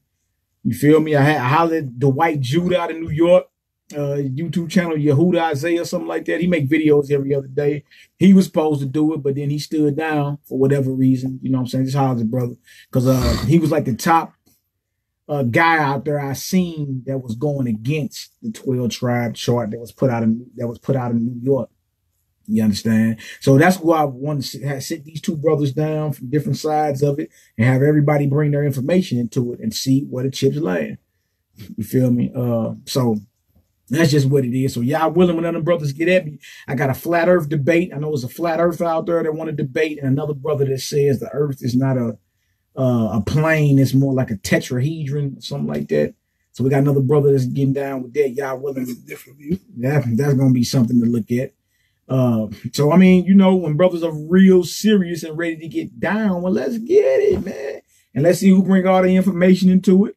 We'll be real quick with it. You know, 5-minute opening rounds, 15-minute, like 3 15-minute rounds apiece, a rebuttal, then a question and answer. You know, let's really get it. You dig? So, all right, let's get it, man.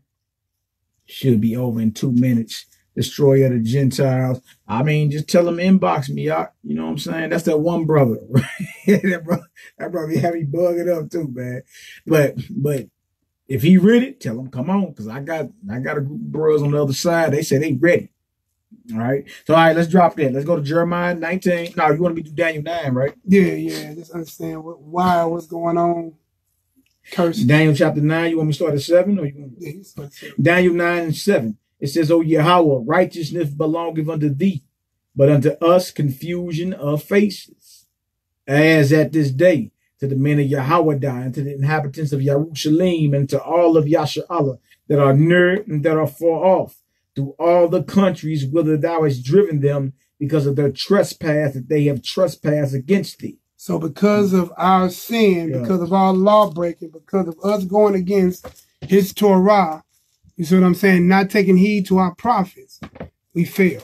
I think 10 is the jewel of it. Go down 10. Verse 10. Neither have we obeyed the voice of Yahweh, our power, to walk in his laws, which he set before us by his servants, the prophets.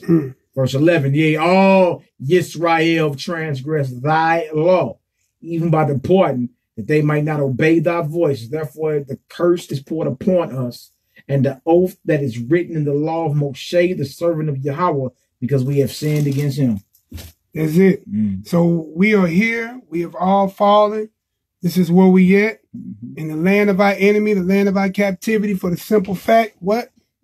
We transgress the law. Transgress the law of Yahweh. All right. So continue law breaking will not bring you back. Sure won't. Let's go back to Jeremiah 19. We'll start at verse 14. Is it going to Yahoo when we are there? Mali, why here, bro? Josh debate. Who was you said? I don't understand boxing knowledge. Mali, why here, bro? Josh debate. Whoever want to debate, you know, it's all good. It's all good, Hebrew. Whoever want to get down. A lot of people want to see me get it in. I'm more of the moderator, man. You understand? I'm just sitting back, allowing brothers bringing the brothers together so they can chop it up. You understand? I teach what I teach is what it is. But I'm more of the moderator. And a lot of people didn't want it to be like biased, you dig? So I'm like, well, that's what's up. You know what I'm saying? Maybe I go on another platform and holler at different brothers or whatever. I just have to look the brother up and see what he believes. I think we got more in common than what we got as differences, you dig? I believe so. But yeah, I ain't rap with that brother via message, man, a long time. He been putting work in for a while out here. Me, myself, but I ain't hollered at that brother in a long time. I ain't seen nothing from him, but I know he was on Debate Talk for You, running through it, running through everybody, boy. So salute, Doc.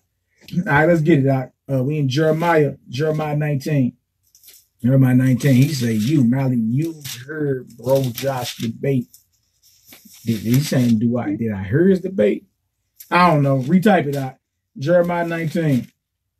Jeremiah 19, verse 14. Yeah. Then came Jeremiah to TUFF, whither Yahweh had sent him to prophesy. And he stood in the court of Yahweh's house and said unto all the people, thus said Yahweh of hosts,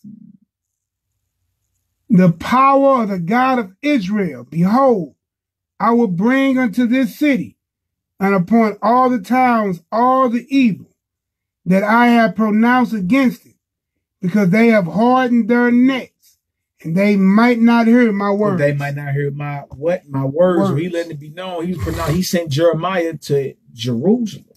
And said, man, look, all the evil that I pronounced against this place, you feel me? I'm about to bring it on this place because you done hardened your neck and have not listened or hearkened to my words.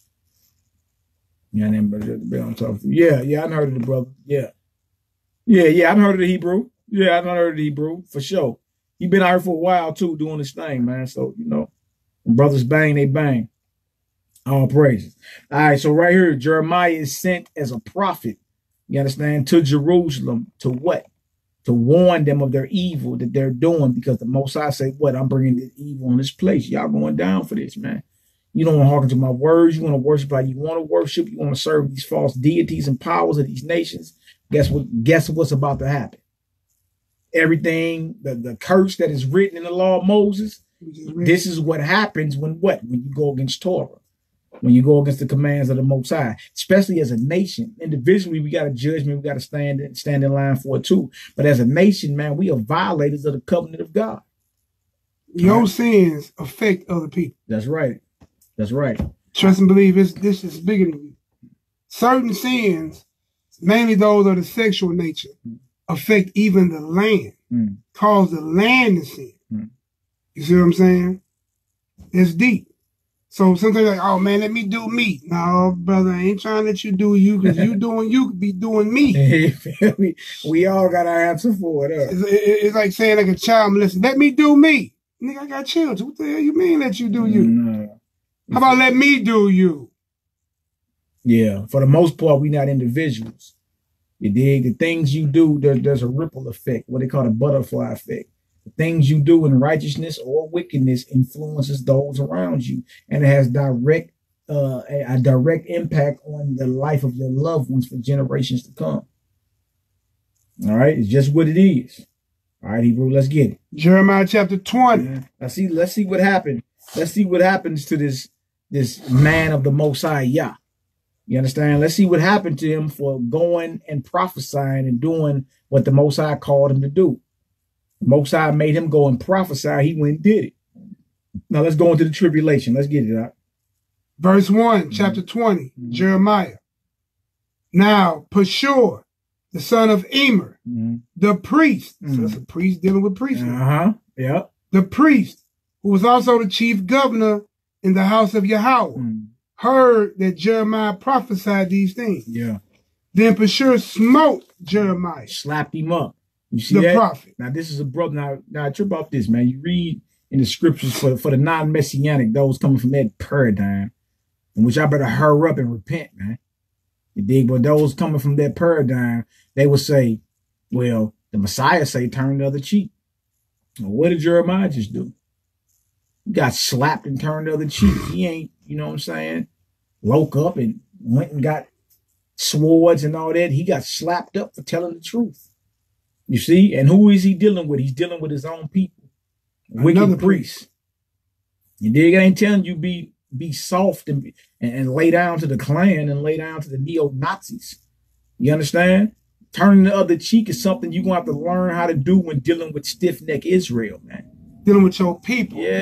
And being long-suffering. Yeah, it's a battle strategy, man. Not to your enemy. You don't see that turn the cheek with Egypt, Babylon, Persia, Assyria, Greece. Yeah. Dealing with your people is something that we got to learn. Like Israel has not learned to love. You got to put it right, man. You got to put it right. So Jeremiah's got slapped up by his own people for the priest and governor of the house of Yahweh for prophesying what Yahweh gave him to prophesy, man. And do you remember what we read in Jeremiah 1? Who touched Jeremiah's lips? And who put what in his mouth? That's right. So you got slipped up by the priest for bringing what thus said the Lord. Thus said Yahweh. So it goes back to the stony, to the premise of this whole conversation. Yeah. You hear me? You don't have to go through some tribulation. Let's see when he tested. Is he going to be a fair weather Israelite? Does he have fair weather faith? You understand? Or is he going to come out strong? Right? That's how we got to be, man. This is a boy. Yeah. Boy. Let's get it out. Verse 2, chapter 20, Jeremiah. Then Pashur smote Jeremiah, the prophet, and put him in the stocks that were in the high gates of Benjamin. Stocks. You feel me? He got locked up, y'all. You understand? It means he got locked up. He slapped him up and locked him up because he brought forth the truth of the impending judgment that was coming to Jerusalem for their refusal to take heed to a prophet of the Most High. Most High always warned before he bring destruction. He always warned his people, man. All right, come on now. Verse 3. And it came to pass on the morrow that Pashur brought forth Jeremiah out of the stocks and said, Jeremiah unto him, the Lord has not called thy name Pashur. Ooh, I know they had to burn. But Magor Mesabit. Yeah. So he's like, your name, you're not even worthy of your name. Your name is not for sure. Because remember, in Hebrew or Ivrit or Aboyah, you understand everything has a meaning and a force behind it. So he said, look, your name is not for sure anymore. What do you call him? Magor Misabib. Yeah, Miss Abib. Right? And he going to tell you why he called him that. Come on. For thus said Yahweh, behold, I will make thee a terror to thyself. I will make thee a what? Terror to thyself. You know good for yourself. I'm going to make you a terror to yourself, man. Come on. And to all thy friends. And they shall fall by the sword of their enemies. And thine eyes shall behold it. And I will give all Judah into the hand of the king of Babylon. And he shall carry them captive into Babylon, and shall slay them with a sword. And shall what? Slay them with a sword. So Jeremiah comes out of jail. You understand? He wasn't shooting fancy soliloquies at this Peshua cat. Even though he just was in a position where he inconvenienced, he locked up, he in the high gates of Benjamin in jail, right? There's still a message of doom that must come to the governor who's ruling the Most High's house. For sure. So he don't get out and say, sir, yes, sir, cool, yeah, please, I plead. And there ain't none of that. He came right out of jail and let it be known. He came right out and let it be known what judgment is coming. For you, I'm going to make you a terror to yourself. Your friends, they're going to fall by the sword. And this very place is going into captivity under Babylon. See, it ain't easy all the time being sent by the Most High because it don't make you liked by everybody. And that's why a lot of times we teach what? It's tough, man. You need thick skin in this walk. The scriptures call it being of a sound mind. You need that. People are going to talk about you. You're going to be like, why? Family going to turn on you. You're going to be like, why? You feel me? Brothers, sisters, heathens, fake brothers and sisters. You're going to go through all that, man. You're going to be drugged through the mud. You understand? At times it's going to feel good, but at times it ain't going to feel good. Jeremiah was inconvenienced, man, locked up and came out of jail and still kept it solid. You going down. Name call. Yeah. He didn't change his name. You know he pissed off. You know you pissed off. You know what I'm saying? When another priest walk in as a child. Talk bad about your administration because it's under his watch. Yeah. Smacked him up. Threw him in jail with no charges. That's a 20-hour holdover. Yeah. They got that script. Yeah, they got that script. That's that 20-hour holdover, player. They got that 20-hour holdover, bro. And then brought him out. And not only did he say, nigga. Your name ain't even nigga, nigga. Your name a messy bill. Yeah. You a messy bill. Man, it's over thou. Thou will be a terror. You going down, you be a terror to yourself. You feel me? Jerusalem is going to captivity. You're going to fall by the sword, you and your friends. See, it's something very crucial, man. You feel me? It's not innocent. It's not innocent to not take heed to the word of Yahweh. Until you be circumspect in the script, man. Take heed to the scriptures. Make sure you're not despising the scriptures. You see that? It may be you that's off, man. Why the script got to be off? It may be you that's off. Maybe your understanding is compromised. Yeah, God. All right, come on, let's get it. We in verse 5. Let's get it. Shalom, bro. All right, come on, let's get it. Verse 5. Yeah. Moreover, I will deliver all the strength of this city and all the labors thereof and all the precious things thereof and all the treasures of the kings of Judah will I give into the hands of their enemies, which shall spoil them and take them and carry them into Babylon. Right, we in the modern day daughter of Babylon the Great. And guess what? The Israelites were going into captivity back then under Babylon, and we're still in captivity under Babylon. Even if you were saying, well, it's not the United States. Well, no, it's definitely a worldwide construct. It's a system whose tentacles have reached to the four corners of the earth, who have oppressed the Israelites of the earth. It's just the truth, man. You feel me? It's just the truth. So trip off the parallel. Trip off the parallel. You in Babylon because you was disobedient. You see? You in Babylon and the Most High allowed this heathen to have our treasures. You feel me? All that gold, you talk about the Rothschilds and them guys, that's Solomon's gold, man. That was given to him by David, his father. You see? Like wealth is never lost. It's just transferred. Wealth is energy. You understand? Energy is never lost. Power is never lost. It's just transferred, man. You don't lose gold. You know what I'm saying? You don't lose all that gold, man. Somebody come in and pillage that deal. You see? So it is what it is. Let's get it cracking. And let you know, if some of it in Babylon, that means it transferred throughout their race. Yeah. Through the Hamitic races. All right, so we had 6. That's right. And thou, Pashur, and all that dwell in thine house shall go into captivity. And thou shalt come to Babylon, and thou shalt die. Thou shalt be buried there.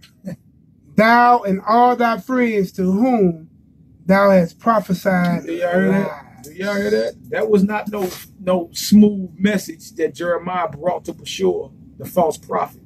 That's deep, bro. And this false prophet was the governor over the Most High's temple. You understand? He ain't come out, you know, hey, everything is going to be fine. See, this is what you don't want to hear. People don't want to deal with the sour part of the scriptures.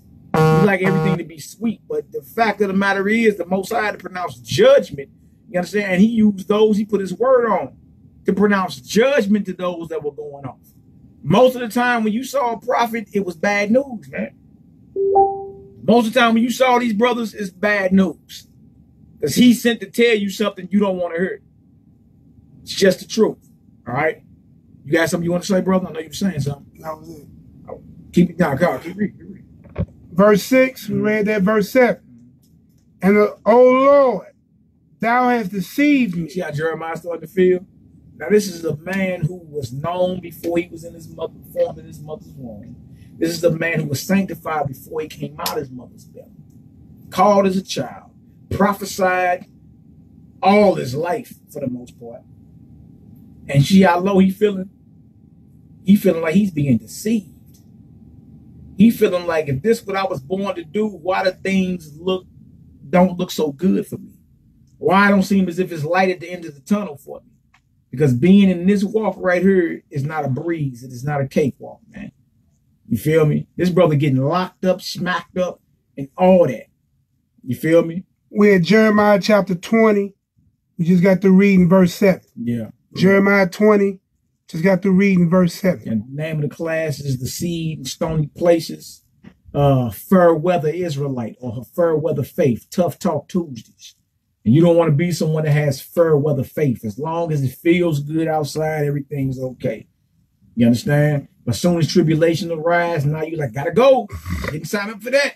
I'm out of here. You understand? Let's get it, Hebrew. Verse 8. Yeah. For since I spake, I cried out. I cried violence and spoil, because the word of the Lord was made a reproach unto me, and a derision daily. This is a prophet of the Most High saying the word of the Most High has become a reproach unto me and a derision daily, man. And that's just because of what other people think. Yeah. Not because of what was being said or the judgment handed down. He didn't do that. It's a tribulation he going through. Yeah. And as a child, he tripping off why everybody now hate me. Yeah. I'm the plague to my people. Yeah. I'm that nigga they don't want to see coming. They don't want to see me coming. And you know if you ever done walked in the room and you know somebody just finished talking about you, you know how they feel not to be accepted. You understand? But that's something you got to learn to embrace, and that's something you got to grow to love almost, man. You can't be tripping off what others are saying about you. You'll fall off. But this right here is showing the mental war he going through. You feel me? Just for speaking up and speaking what he was called to do. Because this word, you feel me, burns those that he's speaking it to. It burns them. It ain't like, that's my dog, Jeremiah. What up, dog? It's like, here he come again. Nigga, what you want now? Nothing good to say. And there was physical violence. Yeah. Mentally, when you incarcerated, that's a mental thing. Yeah, yeah. Somebody take your freedom from you. Awful was real, man. Awful was real, letting the brothers and sisters know what this time is coming. You understand? Off your belief, and it's going to prove whether you a seed that fell amongst the rock or stony places, or you fell on good ground, man. See? Hold that for me. Give me Revelation 2 and 10. We come right back. Revelation 2 and 10. Let's hold the spot. One verse. Revelation 2 and 10. It's part of it. It's part of the walk. Everybody not going to like you, and people are going to be plotting to lock you up, to get you locked up. The tribulation arise. You're not supposed to pout and say, why me? You know what you're supposed to say? Hallelujah. We are counted worthy. We are counted worthy to suffer for the truth. You understand? I must be a precious metal or something, man, because every precious metal must come out the ground and go through the fire to be refined. And in the end, he come out shining more than when he went in the fire. Melted down, threw into a mold, sparks flying. You feel me? Finally cool off and everything is shining, man. Polished. Pull that Luke too. Yeah. Talk bad about you. Yeah. You know I got it. You know I got it on her. Let's get it. This is just one verse. And we're going to go back to that Jeremiah. Revelation 2 and 10. The mindset you ought to be in when you're being persecuted for the word. All right. Come on, Hebrew. Fear none of those things which thou shalt suffer. Behold, the devil shall cast some of you into prison. Behold, the devil shall cast some of you into prison. So the spirit that's working on the powers that be, you understand, whether it be the 13 Illuminati bloodline families of the earth, or whether it be a bootlicking coon Negro that's working for him. The chief spirit behind it is the devil, Hashatan. All right? Come on, Hebrew. Behold, the devil shall cast some of you into prison. Right. That ye may be tried. Ye shall have tribulation 10 days. Come on.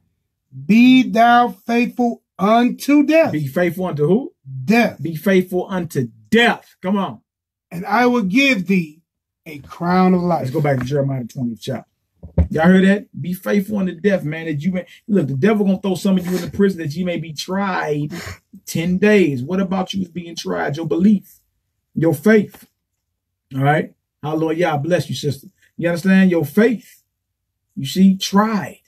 Then he say, be faithful unto death, and I'll give you a crown of life, man.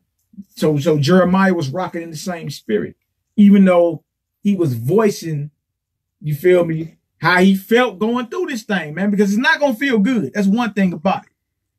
You embracing those that are talking about you, those that are plotting for your death or whatever, hearing about certain things or whatever, that don't feel good.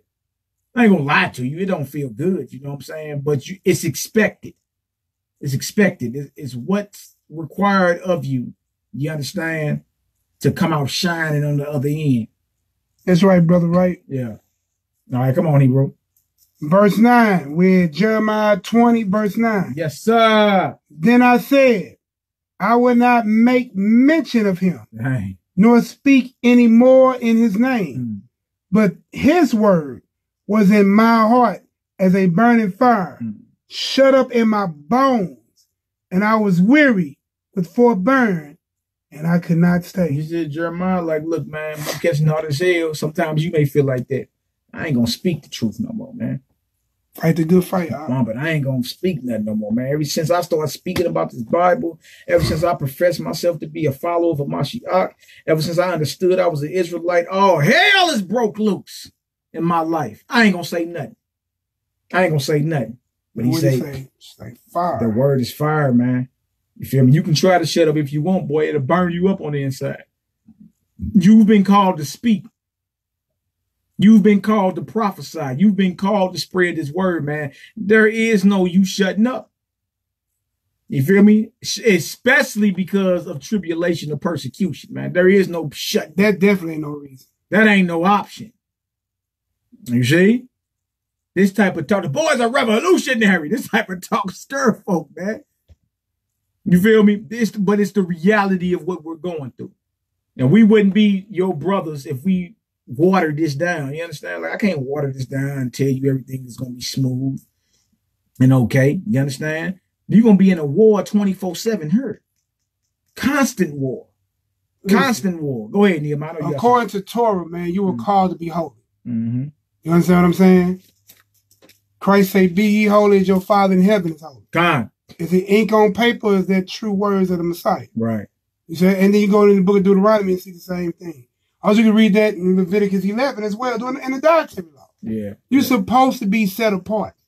And being set apart, understand, Christ, man, All praise to the Most High. Christ told you, understand, if the world hate you, understand that it hated me first. And if you got the love of the world, then the love of God ain't in you. The world is enmity with the Father and with Christ. You see what I'm saying?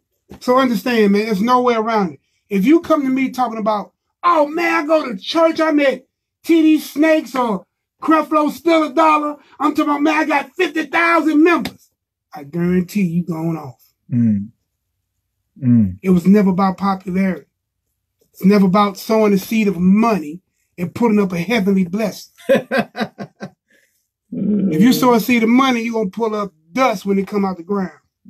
It's going to rust. It's going to fade away. It's nothing. But this is just my small spiel. Hey, man, love the edification, brother. Look, let's finish this up. Because you see how this brother is feeling. He's feeling like, man, every time I come tell my people the truth, you know what I'm saying? I get talked about. I go through some type of physical tribulation. I get locked up. Physical, bro. I go through all of it, man, because I'm bringing my people the truth. Do me Galatians 4. And he's a child. He's a child, man. So imagine. Do me Galatians 4 and 16 just real quick. If I become your enemy, because I told you the truth. That's right. That's right. And this brother is a child, man. So understand, he really vexed, man. Because listen, he told them don't be scared of their faces. You could tell he was a child, bro. You see what I'm saying? You know what I'm saying? You ever look at your child, what your ass doing? Well, child. Don't be scared of the enemy in their faces, buddy. That had to be a lot, bro. That's a lot of pressure that Hebrew was under. Jeremiah the 1st chapter. My sister from New Jersey, Miss Shelley Cabral, Jeremiah the 1st chapter, going to Jeremiah when he was first called, he was a child. You know what I'm saying? He was a child. But he also prophesied, you understand, from him being a child to the carrying away of captivity to Babylon. So he may have been, at this point. Story. He might be an adult. Yeah, he might be an adult by now. You understand? But he started off as a child and he was told what? Don't even trip off their faces. Don't care what they looking like. What that mean? See, that's the mindset you know. Israel got mean mugs. Yeah, bro. That's the mindset you gotta have. Like, cause I made up my mind a long time ago, especially coming around my people. Y'all not about to have me on eggshells and needles when I come around. I'm not about to be the one embarrassed and hoping you don't say nothing. I'm coming around bold. I'm hoping you ask something. Thought you never asked. You feel me? Because my family has shown you out the house. Boy, you be shown out the house. So before I could even open my mouth and speak, I had to be sure of what I was saying, man.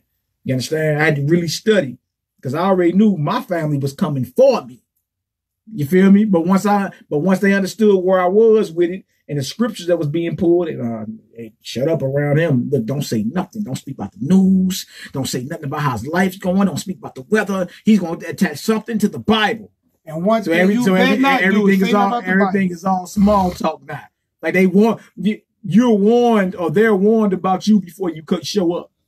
Before you come, they'll warn you. You know what I'm saying? Don't say nothing about because he gonna go off. And don't on any means mention the Bible. Yeah, God. All right, and what you really ain't gonna be able to talk about life, because the word is life. Anything you bring up, we can relate to scriptures. You see?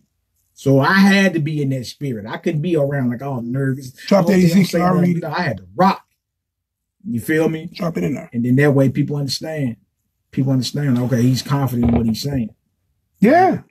All right, so supposed to be bold as a lion. Right. Galatians 4:16. Just real quick, then we going back to Jeremiah 20. What does it say? Am I therefore become your enemy? Because I tell you the truth. See? Am I become your enemy because I tell you the truth? That's the spirit, is what it is. When you come in the spirit of truth, when you come pumping the commandments, you understand, following the Mashiach, man, you gonna be good. You gonna make some enemies out of it, man.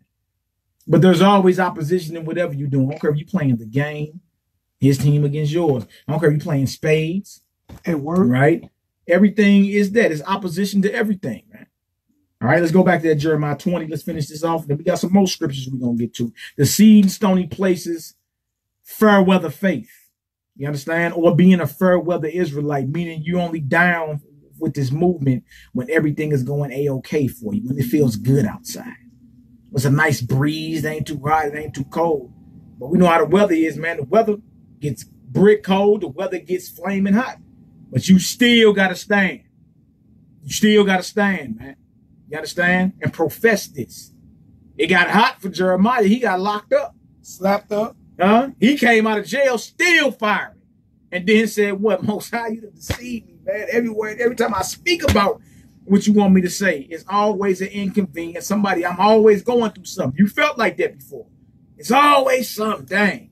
You did? You know, he probably thought, hey, I'm going to be the voice of the Lord. They going to love me. All right, let's get it out. Jeremiah chapter 20, verse 10. Yeah.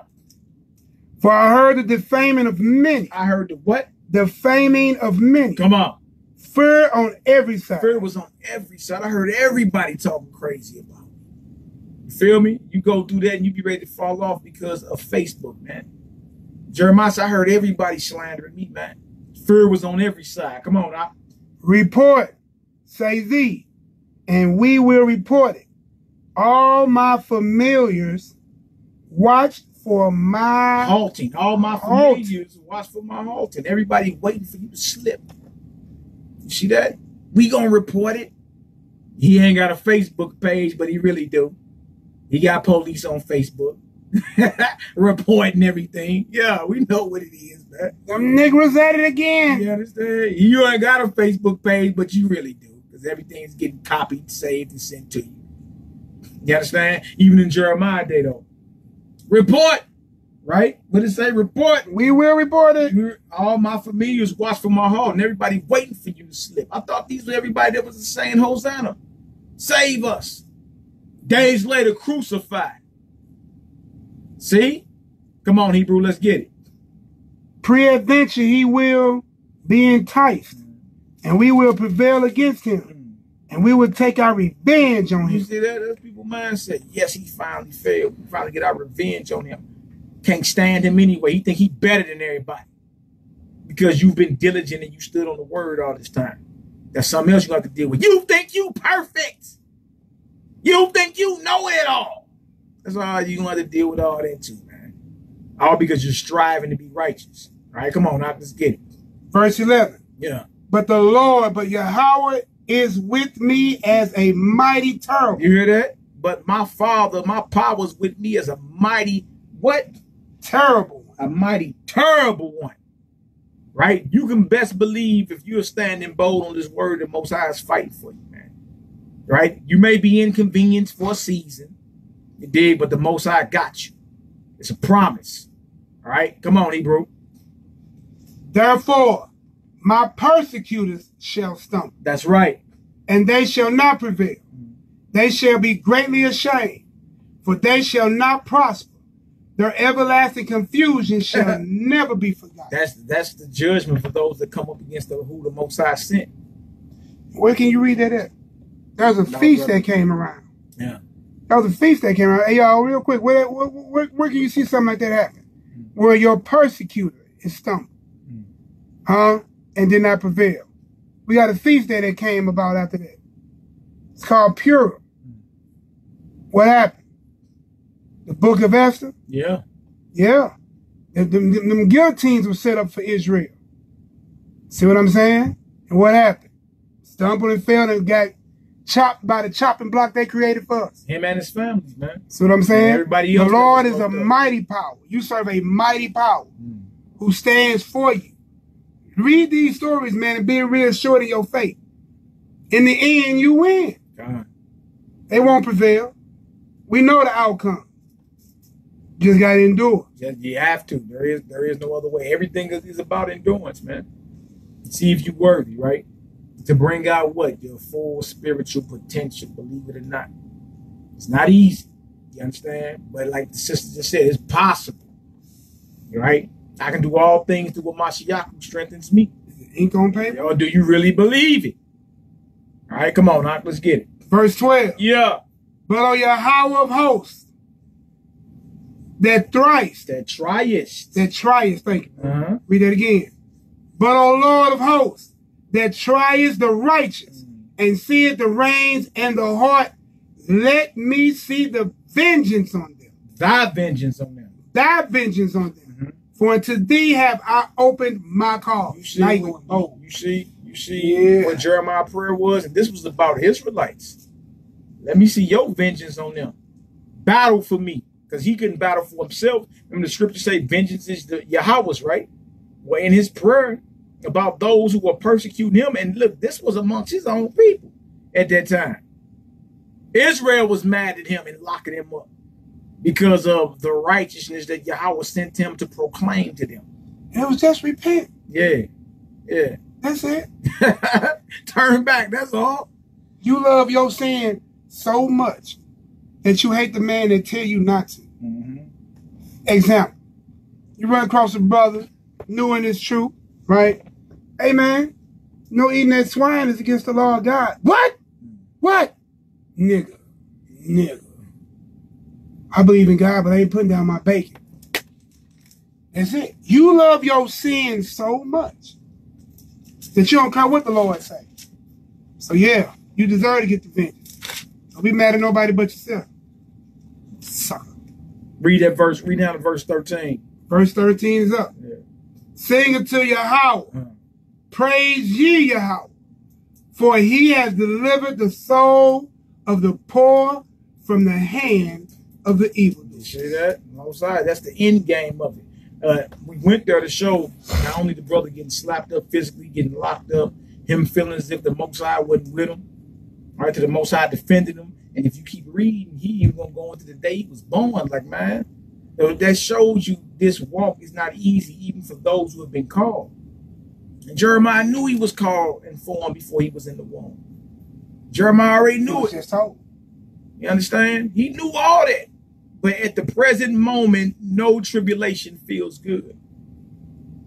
You see? So really pray for those who have been raised up, or pray for those who have been sent.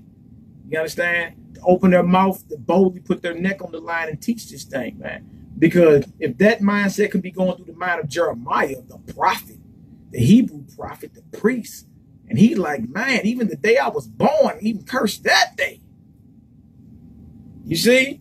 You never know. There are many, the scriptures tell you there are many devices in a man's heart, but only the counsel of Yahweh will stand, man. The end game was what? The Most High was going to defend those, defend Jeremiah from those who are coming at him.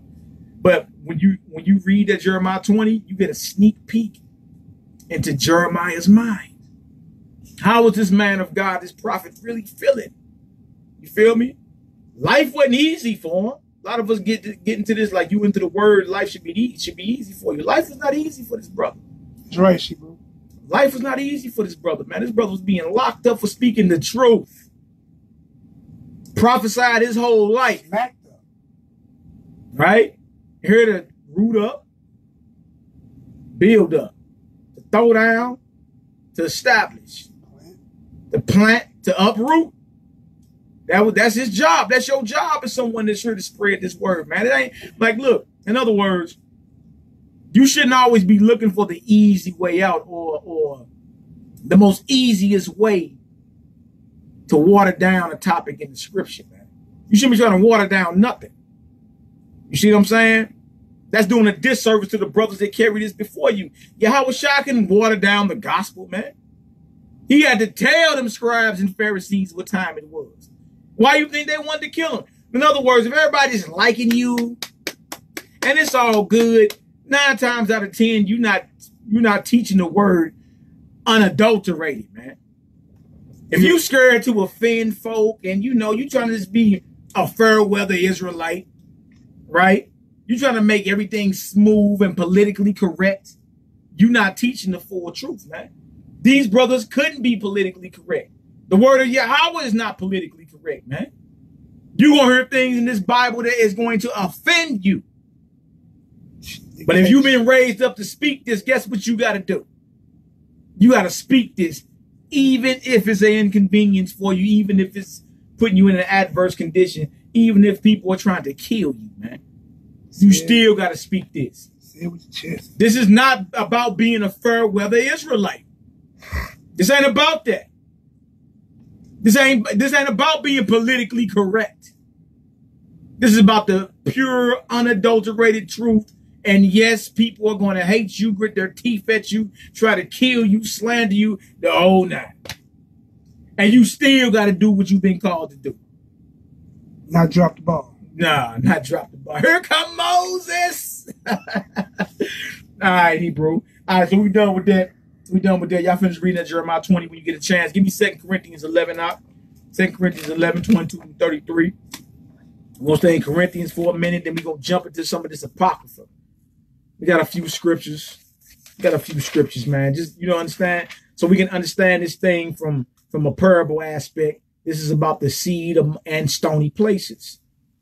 And it's about your faith, man. Don't have fair weather faith. Fair weather or good weather when it's not too hot, it's not too cold. Everybody's outside then. Everybody's an Israelite as long as everything is smooth and it's a nice breeze. But when it get brick cold or when it get flaming hot, now you checking out. You didn't sign up for this. That's not the faith that the prophets and the apostles and even before them, that's not what this was about. This ain't about being politically correct, trying to tickle everybody's fancy. This ain't about that. You understand? There's going to be a lot of things your people are going to hear that they are not going to like, man. You understand? It's just what it is. All right, 2 Corinthians 11. 2 Corinthians 11, y'all, 22 through 33. All right, y'all give me a Yahoo when y'all get there. 2 Corinthians. I got it right the first time. 11, 22 through 33. You understand? The seed amongst stony places. Being a fair weather Israelite. All right, let's get her done. How we looking over on the Facebook side? Hopefully we ain't paused up. Okay, yeah, we ain't paused up. Cool. I was gonna say, dang, boy, Facebook been tripping lately. Facebook been tripping hard. You got to put your life on the line for this truth. That's right, my aunt John Williams. Hallelujah. I'm fresh out of jail. What's up now? Yeah. I'm fresh on these bricks, baby. What's good? What's good? Hallelujah, man. May the Almighty bless you, brothers and sisters. All right, that's on Facebook. Look like we all good. Say no to political correctness. That's right, Doc. This ain't about making everybody, tickling everybody's fancy, man. Either, look, it's the Most High's way or no way, period. Period. You don't like it, you're playing the wrong game. This may not be your cup of tea. All right? All right, let's get this out. 2 Corinthians, the 11th chapter. 2 Corinthians, 11th chapter. Don't be a fair weather Israelite, man. Do this work and set your forehead harder than your people. Get it done. 2 Corinthians, chapter 11. Start at verse 22 up. 2 Corinthians, chapter 11, verse 22. God. Are they Hebrews? Your answer? So am I. Are they Israelites? Answer. So am I. So right there, some people ask, where is Hebrew Israelite in the Bible? 2 Corinthians 11, verse 22. I ran across that before. Yeah, where is Hebrew Israelite in the Bible? 2 Corinthians 11. You understand? Verse 22. Are they Hebrews? So am I. Are they Israelites? So am I. One of many spots. You can find Hebrew throughout the scriptures. Abraham, the Hebrew in Genesis. You can find Israelites all throughout the scripts. You understand? See, that's also a thing, too, that's going on. Even those that had a knowledge or perverting the knowledge. All right? They know they're Israelites, but they don't want to be associated with certain brothers. Look, these heathens don't care whether you call yourself Ibri, Yisraeli, or Hebrew Israelite. Iboya, Yasha Allah, or Hebrew Israelite. That's the way you say Hebrew Israelite in modern Hebrew and in ancient Hebrew. It don't matter if you say Hebrew Israelite, Iboya, Yasha Allah, or Ibri Yisraeli. They know who you saying you are, and everybody gonna get thrown in the same. Look, you gonna get thrown in the nigga pile anyway. Everybody trying to make a separation. Look, man, the fact that you got this knowledge and the fact that you are in covenant with the Most High, owner, creator, and possessor of all things, it makes you a threat to the establishment. Are they Hebrews? So am I. Are they Israelites? So am I. What else to say, Hebrew? Are they the seed of Abraham? So am I. That's beautiful. Come on. Are they ministers of Christ? I speak as a fool. Come on. I am more. In labors, more abundant. In stripes, above measure. So Paul's saying, man, I labor. You know what I'm saying? If we gonna boast, Well, I labor more. You understand? And I get beat more for this. You know, he's not speaking as a fool. He's being humble at the same time. Yeah. You understand? Man, just letting it be known the truth of the matter. We go through our persecution for this, man. We're going to go through that because of the profession that we have. And he letting it be known our labor, and we say stripes. That means he was getting beat. He was getting beat for this. Just read, he got killed. I thought he was dead. Come on, Doc, let's get it. In stripes above measure, in prison more frequent, in death oft. Of the Jews 5 times received, our 40 stripes save one. He say in deaths off, right? That means he was constantly receiving death threats. Of the Jews, what he say? He did what? I received 40 stripes, save one. 5 times I received 40 stripes, save one. The Jews he talking about is his Pharisee brotherhood. Those they said he turned his back on. 40 times 5 is 200. Save it means minus. So he received 199 stripes from his Pharisee brotherhood, who he used to be a part of before he got down with Yahushua. Y'all see that? All right, come on, Doc. Of the Jews 5 times, I just read it. Verse 25. Yeah. Thrice was I beaten with the rods. Yeah. Once was I stoned. Yeah. Thrice I suffered shipwreck. Oh, so this man been in shipwreck? He done shipwrecked 3 times because he was always traveling. It's like getting in car accidents all the time. 3 car accidents. What'd he say, boy? What else he say? Dang. Night and day I have been in the deep. In journeys off. Always traveling, man. Night and day I've been in the deep. And then when he shipwrecked, you know, it's almost like Castaway. Floating. Don't know where you gonna land at. There's a movie out that just came out based off a true story called Adrift. Adrift. Check that out. Yeah, okay. Same thing. That woman was on the water for 40 days. Wow. 40 days is a long time, brother. Wow. She survived. All this for getting down with a Mashiach, man. In the deep. You know how many people would have, would have clocked out and said, bro, I did not sign up for this, man. You understand? I'm going back to paying my taxes. And you like, man, look, this is my life. This is what it is. This is what it's going to be. You see?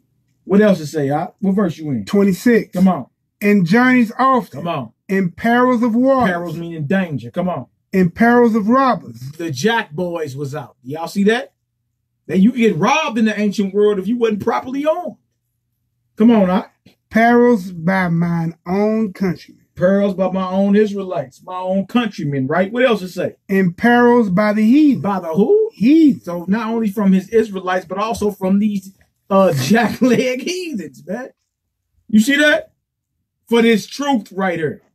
So this brother couldn't be mediocre or fair weather Israelite. He had to be really about this. What else to say, In perils in the city.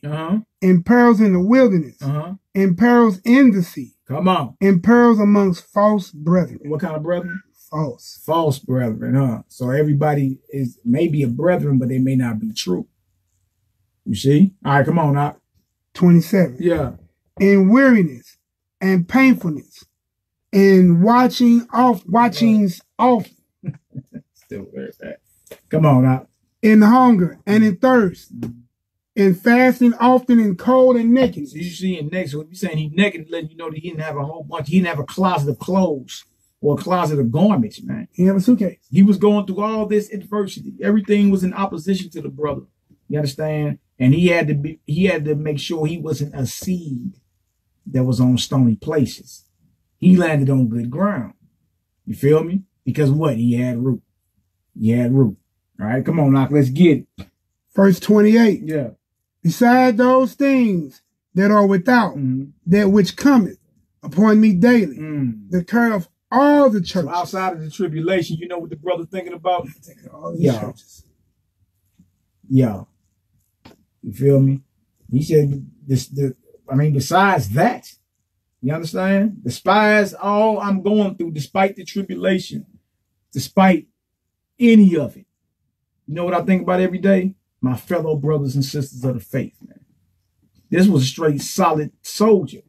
What was this? Get this heathen about her. Christ was, boy, you need to reread your scripture. Yeah, you already bounced. Get him, Poppy. You already bounced. And the Mashiach Yahweh is the Hebrew. That's who you ignorantly call Christ. You understand? Get him, Poppy. Give him the shoe, Poppy. All right, come on, Knock. Let's get it. Who is weak, and I am not weak. That's how we supposed to be acting amongst brothers and sisters of the faith. You weak. Who is weak, and I'm not weak. Because there's no I, there's no you, it's only us, right? Run it to him one more time. There's no I, no you, it's only us. So who is weak? You shouldn't be mocking your brothers and sisters that may fall short. All right? You're supposed to be looking to exhort them and build them. That's what you're supposed to be looking forward to. All right? What else to say? Who is offended? Yeah. And I burn not. Come on. If I must needs glory, I will glory of the things which concern is my infirmities. My infirmities, my weaknesses, or my sicknesses.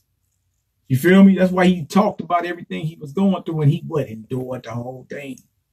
He endured the whole thing. Like, yeah, whatever. Right? Stuff that would have made you clock out. Stuff that would have made you let me rethink this.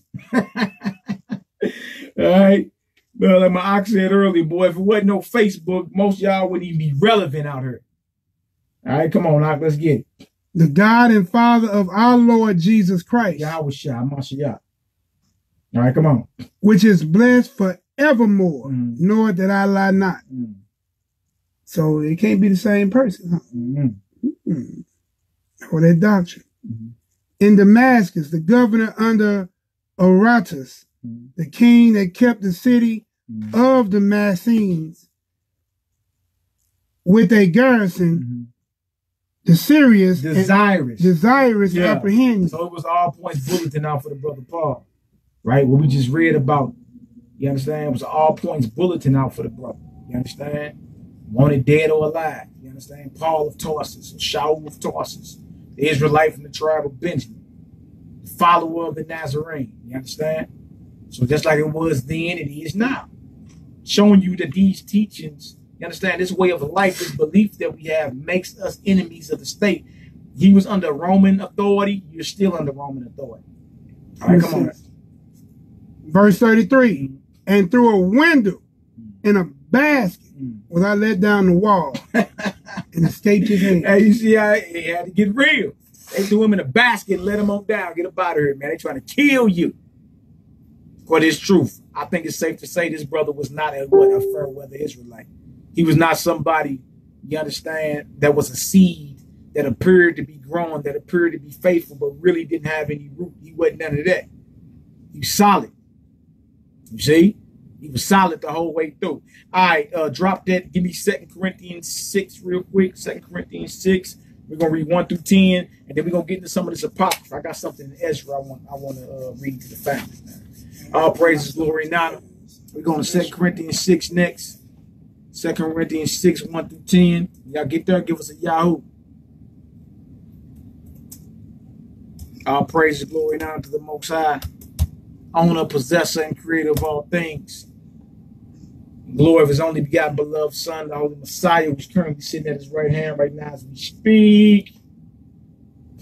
Long live the King. We're going to 2 Corinthians chapter 6, 1 through 10. Yes, sir. Yes, sir. Can you hear? We're going to get some of this Ezra. Give me a 7 if you can hear. So many scriptures. So many scriptures you can always feast, man. You can take one verse and teach on it for so long. See what I'm saying? You have an endless treasure house of precepts when dealing with these scriptures. How about we focus on getting more and more spiritual, man? You understand? Getting away from all the carnal and the fleshly and the stuff that war against your spirit. All right, cool. You know when you've been away from the spirit too long, you start feeling like you're not worthy. You understand?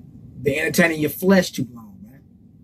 Your meditations are down, your prayers are down, your studying is down. Troubles are coming. You're more and more troubles. You feel me? It be time, man, just to focus. Yeah, let all that go, man. Designate that time for the Most High before you get your day started, man. You need that. You need that. You know what I'm saying? Get your fasting. Get your fasting together. Start fasting often. You know what I'm saying? Start training yourself. Training your short leggers. Training your spouses. You understand? All right, let's get her done now. 2 Corinthians 6 chapter. 2 Corinthians chapter 6, Yeah. verse 1. Yeah. We then, as workers together with him, beseech you, all that you receive not the grace of God in vain. That you receive not the grace or the favor of Yahweh in vain, man. As workers together, we beseech you, don't receive this favor of Yahweh in vain. The Mashiach has died for us, man. How about we run this race sincerely? All right, come on, now let's get it. Verse 2. Yeah. For he said, I have heard thee in a time accepted, and in the day of salvation have I secured thee. Yeah, Isaiah 49:8, speaking about Israel. You understand? Us being called. All right, go ahead, Doc. Behold, now is the accepted time. Behold, now is the day of salvation. Hallelujah. Hallelujah. Verse 3. Give no offense in anything. Giving no offense. Thank you.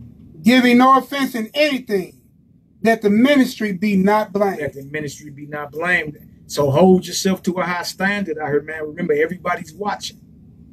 Everybody's watching. That the ministry be not blamed. You understand? That the ministry be not blamed. Right? And again, this ain't based off your own, you making up laws and making up your own sins. You understand? In other words, keep yourself in the commandments of the Most High. Keep yourselves in the love of the Most High, which is keeping his commandments. You understand? Follow a Mashiach. You see that? What simply means follow his teachings. Live your life set apart, you feel me, in full faith of the Most High. That's what this thing is about. It ain't about you making up sins because you don't like something. That's not what this thing is about, man. You know better than the Christian church at that point. Making up stuff. All right, come on. Now let's get it. 2 Corinthians 6, verse 4. Yeah. But in all things, approving ourselves as the ministers of God, in much patience, in afflictions, in necessities, in distress. See how we approve ourselves as the ministers or the servants of Yahweh? You see that? In much patience, afflictions, and necessities and distresses. A lot of that is against you, right? Patience. Negro hate to wait. Why I gotta wait for it? I want it now. That's something the Elder Daniel Daniel Solomon always say. We in the microwave generation, man. You go into everybody's house and the microwave is on 2 seconds. You can wait 2 seconds for it to be over. We in the microwave generation. So notice it says right here, it says in patience, in afflictions. Affliction don't feel good, do it? In necessities, in distresses. Wow. That's how we prove ourselves as the servants of the Most High. By going through something that's adverse. You see? See, the adversity, the distresses, the tribulation is a promise. It has to come. But you can't appear to have faith and not be rooted, man. That's a bad deal for you. Because as soon as that storm of life comes, guess what? You're going to fall. You're on beachfront property, buddy. I was looking at something earlier today. It was talking about San Francisco is sinking. It's called listing. It's sinking. Man, they got heathens that done spent $3 million on a 2-bedroom apartment in this beautiful skyscraper that overlook the Bay Area. You feel me? And the building is sinking. It's tilting. You understand? The entire city is sinking and tilting. Good job, Ethan. It's crazy, man. But your faith, you don't want your faith to be compared to what? San Francisco. Because San Francisco, as we speak, is sinking. Built on and leaning. You feel me? And that's what I kept thinking as I was watching that. Like, man, your faith can't be like that. Your faith cannot be like that. Come on, Hebrew, let's get it. Verse 5. Yeah. In stripes, in imprisonments, in tumults, in labors, in watchings, in fastings. All this is something that's against you so you can bring out your full spiritual potential. You see that? All of this is something you're not going to rejoice in going through. You're not going to rejoice in afflictions. You're not going to rejoice in patience, in necessities, in distresses. You're not going to rejoice in stripes, getting beat. getting thrown in jail. That don't feel good. In tumults, in labors, in watchings. Because there are death threats on your life. In fastings, you're not eating 3 meals a day. They get that in jail. They get 3 meals a day in jail out here in this truth. You understand? These brothers was what? Fasting often. Always watching. This wasn't nothing to where it was just easy for them to do. It was something that was against them. All right, come on now. By pureness, by knowledge, by long suffering, by kindness, by the Holy Ghost, by love unfeigned. Even though you're going through all that, guess what? You still got to be pure. You still got to be about that knowledge. You still got to be long suffering with brothers. You see that? You still got to be kind. You still got to be led by the Holy Spirit, and it still got to be unfeigned love. You understand? It still has to be that. We still supposed to be aiming for the unity of the brethren regardless of what we're going through. We still got to spread this regardless of what we're going through. All right, come on, Hebrew. By the word of truth, by the power of God, by the arm of righteousness, on the right hand and on the left. That means fully strapped, right? By honor and dishonor. By who? Honor and dishonor. You feel me? Because everybody's not going to everybody's not going to believe you honorable, man. You going to be talked bad about. He ain't no good. Right? Come on. By evil report and good report. People, you going to hear evil reports out there. You going to hear things that people assume, right? Don't got all the facts or whatever, right? You going to hear good reports about what you're doing. It's the life of an Israelite when you're done talking, man. All right, come on now. As deceivers and yet true. Yes, who? Deceivers and yet true. Because people going to think you out here deceiving folk, right? People think that's what it is because it's always going to be opposition. Somebody going to say, oh, he deceiving the people. You understand? But yet true. It's just showing you both ends of this thing, man. You're going to be spoken well about, but you're going to be hated. You understand? You're going to be honored, but you're going to be dishonored as well. You're going to be liked, but you're going to be hated. You're going to go through all that. You're going to go through that, man. And he's letting us know right here, this is what it is. This is what has to be accepted. It's part of the equation. All right, come on now. As known, as unknown, as yet well known. Yeah. As dying, and behold, we live. Come on. You got to fake the death. Yeah. As chastened and not killed. Yeah, as chastened, being corrected, going through it, but not killed. We got stronger, right? Come on. As sorrowful, yet always rejoice. Hey, see, because you got every right to be sorrowful about these things you're going through, but guess what we do instead? Hallelujah. All praises to the Most High. All right? Rejoicing even in tribulation. People think you crazy behind that. All right, go ahead, Op. As poor, yet making many rich. Yeah, as poor hobos, but making many rich, man, spiritually. You see that? Come on, Op. As having nothing, yeah, and yet possessing all things. Hallelujah. Let's go to 2nd Ezra 7. You said what? Okay, 2nd Ezra 7 is what I'm going to go to next. 2nd Ezra, the 7th chapter. All praises, glory, and honor to the Most High. And y'all see what that's about. Y'all see what that's about. You feel me? You don't want to be a fair weather Israelite. You want to be somebody, you understand, that's around just when the weather feels good. Right? If they tripping again, okay, when the weather feels good, you want to be somebody that's solid, man. That's solid on this thing. All right? So we're going to go to 2nd Ezra's next, 2nd Ezra chapter 7. And it don't sound like Paul was no sellout to me. It don't sound like the brother was a sellout at all. Again, you don't go through all that. You don't go through all that, you feel me? And you really don't believe what it is. YouTube tripping, y'all. Ah, man, YouTube always tripping, man. Let me go around Facebook and see what Facebook doing. You don't go through all this. Facebook looks like it's tripping too. And everywhere it's tripping. Okay, there go Facebook. Facebook cool, look like. Let's get on back over here to this YouTube. Y'all willing, we all good. Bing, bing, bing. Lavette Johnson, Shalom, Angie. Raphael, what did it do? He broke. Lord, y'all, Facebook family.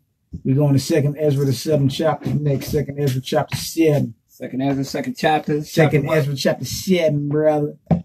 YouTube tripping again. YouTube is always tripping. I don't know what is going on with the tube. Prince of the Airways. All right, bang. Jim jiggling wires again, huh? Bang, bang, bang. There's always something in this wall. All right, bye. This ain't it. Okay, bye. Nah. You ain't got your proctor. You can read out of mine. I just got off work. You just got off work, brother. Just got off work, like, you know, What you do out there? Boy, you a hobo. What you doing working, boy? Yeah, they better be quiet, man. Let me pull this old up, man. I don't know what's up with you. It look like we still live, Bean. Your connection is unstable. Please wait while we trying to connect. Hopefully we can get back on, man. Doggone. It ain't your internet, YouTube. So everybody say it's tripping. I don't know what it is. There's always some. Got to be clear. We're probably like, dang, what's really going on? I know, man. I don't know what to tell you. It's Prince of the Airways. Nice. Second Ezra, 7th chapter. Bang. Bang. Bang. That's the 7th chapter right there. We're going to read 1 through 14. All right, let me see what I can do with this YouTube, man. I wonder if I can go ahead and just launch again. Let me see. I wish we had another platform besides YouTube to go. I'll feed you. I want to wait for this deal to jump back on, but it's looking like it's frozen with everybody, so I'm going to end it and come right back on part 2. It's always something. Y'all bear with us. It's always something, B. It's always something. All right, bye. Bang, we done with that. I'm going to go back, come back in. Look at Nehemiah. Look at Nehemiah. This boy, really sticking out. This is messed up. I'm coming back in, y'all. For the YouTube. I know the Facebook family is still good. It's the YouTube. Wow. Shalom. Y'all give us a second. We're going to come right back on. That look froze right there. Ah, there we go. There you go. All right, let me see something real quick. Go back here. Wow. Again, y'all, we talking about the seed in the stony places. Fair weather faith. Yes, sir. All right, so we're gonna go back in while that's processing. Fair weather faith, man. You can't have that. We gotta be solid across the board in what we doing.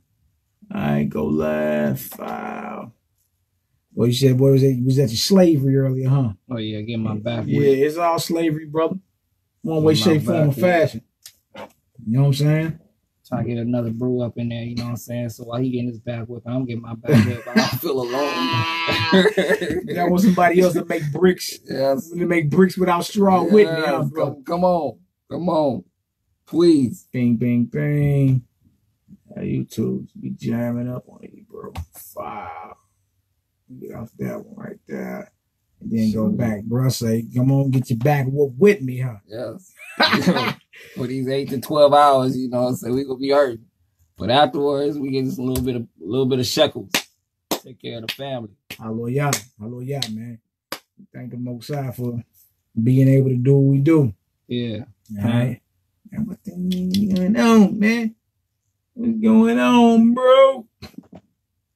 What's going on? Bang, bang, bang. Y'all bear I need with some us. more fringes like crew neck and hoodies. How to get? You make your own. Yeah, so you go to the thrift store, man. Learn how to sew. You know what I mean? But nah, they got I'm just playing. They got sisters and brothers. You know what I mean? All throughout the nation, making making garments and all that, man. So you know, mother and her 7 sons. I don't know if she's still. Yeah, I'm pretty sure. I mean, I got her information in the whatchamacallit, so I'm pretty sure. I haven't been on the website in long, but Sister Nona Starr's another one. Okay, yeah. Nona Starr, she do excellent work. And it's a whole bunch of Kodesh apparel. It's a whole bunch of, you know what I'm saying? Inspired by Torah.com. It's a lot of brothers and sisters out there making garments for the nation. You know what I'm saying? Garments of vengeance, Akir Maya. Please say the Yah. I'm supposed to interview that brother tomorrow too. On what? Just right here on YouTube. Supposed to interview the brother. He wanna you know what I'm saying? We got a Brunity concert we got coming up in Philly the weekend. Oh yeah. The weekend of Thanksgiving. So yeah. You know what I'm saying? We're gonna get that done too, man. Yeah. So the brother wanna come on and let it be known what it is. The seed and Stony Places. And you know, promote his business. The brother do excellent work. The brother actually made this mitri, this crown for a Hebrew. Fairweather Faith. The brother does excellent work, so he'll be on here. He's gonna talk about his music, the event we got coming up. You know what I'm saying? Many other things, man. So I was talking to a few brothers, and I was telling them I'm gonna get my the guards and what you call it, right? You gonna get it cracking. Boy, you should have seen how they looked at me, man. Like, boy, you going off completely. Yeah. I'm like, look, bro. You know what I'm saying? I'm gonna wear what I want to wear. Yeah, and on top of that, it's biblical. You tell you in 2 Maccabees 14:9 about the warlike apparel the young men put on when they were in Jerusalem. You understand? Because I used to talk bad about it. Yeah. You know, you remember that, right? Yeah, for sure. So this is my way of saying, okay, yeah, I apologize. You know what I mean? I apologize, not just in my words, but in my actions too, because you know I understand it. And sometimes it takes one person that you know to go up in that into that scary house when we was little. Yeah. You're like, oh, okay, he all right? Okay, I'm going up in there too. We back on. I don't think that's super. Yeah, definitely. Yeah. Well, would you like your chair back? You can move that. Yeah. Yes, I can. Pour that panel all the way up right this your page right here? Yeah, that's his page. All right, y'all. We back on YouTube. Shalom, y'all. Back on YouTube. Y'all forgive us. Crap. You know. Y'all forgive us and what it is.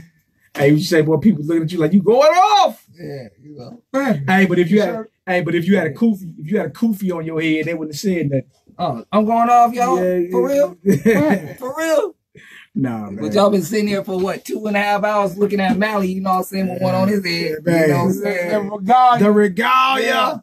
Yeah. Have you peeped the regalia? Yeah, this ain't Hamite garments, man. That's a menorah. And it's 7.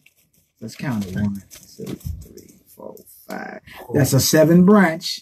It's not a 9. It's not a 9 or 8. So yeah, we back on for my Facebook family. We back on YouTube. Honor Humility STL. We're going to 2nd Ezra, the 7th chapter. We just read 2 Corinthians 6, 1 through 10. We're going to 2nd Ezra, the 7th chapter. This is the seed amongst stones, the seed in stony places. You understand? And it's about having fair weather faith or being a fair weather Israelite. You understand? That's not what this thing is about. This thing is about telling our people what the truth is, even if it puts you in an inconvenience, or even if you're in a situation, you understand, that's against you. 2nd Ezra 7,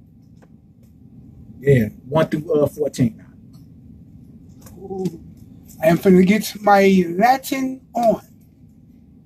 Mally got like the original stuff, bro. No, them Roman numerals, but the VII. No, I'm talking about the writings.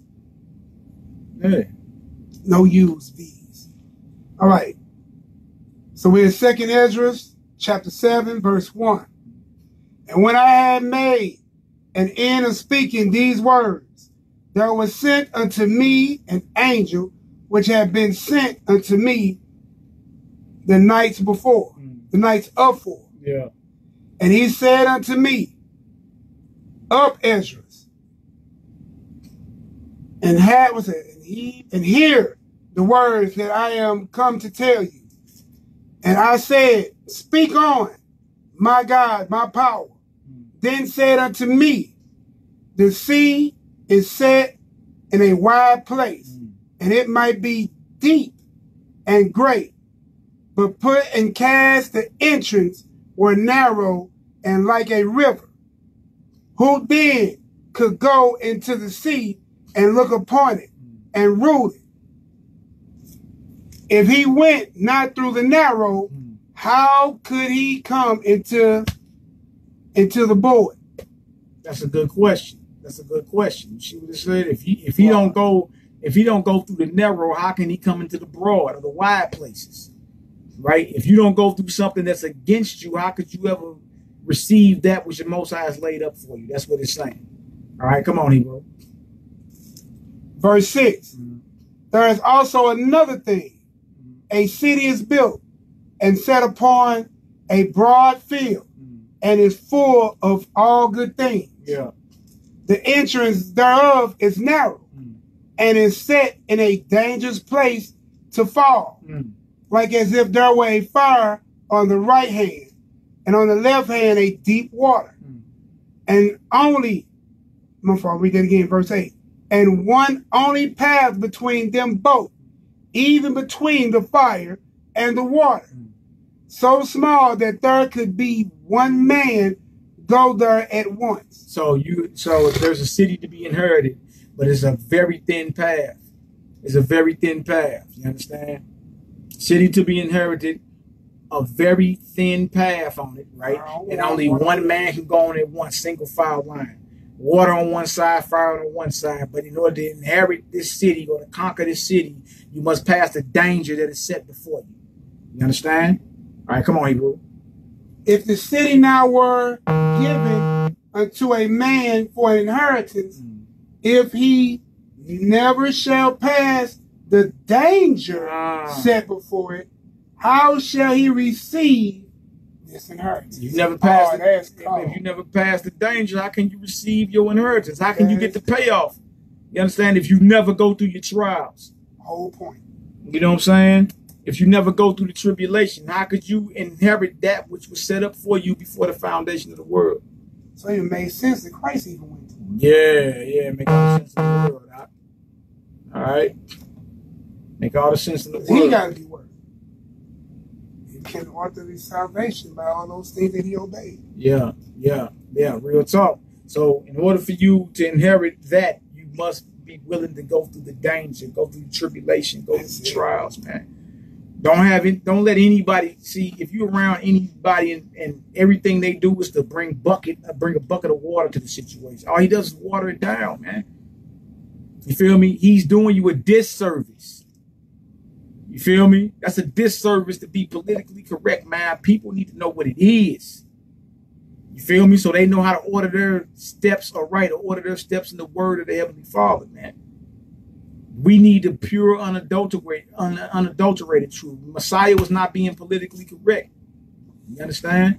Messiah was not being politically correct. None of the prophets were. None of the disciples. If they were, they wouldn't have been getting locked up. You don't lock up Mr. Rogers. You don't lock up. Would you be my neighbor? Somebody that comes in the spirit that's not a threat. You don't lock people up like that. You don't stone people like that. You understand? You don't hold a garrison. You don't hold a garrison for people like that.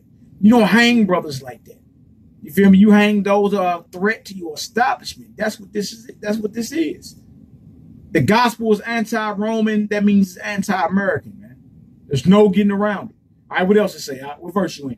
I'm in verse 10. 2nd Ezra chapter 7 in the Apocrypha. Read that verse 9 again, though, because that was powerful. Back to verse 9. Yeah. All praise. You ain't lying.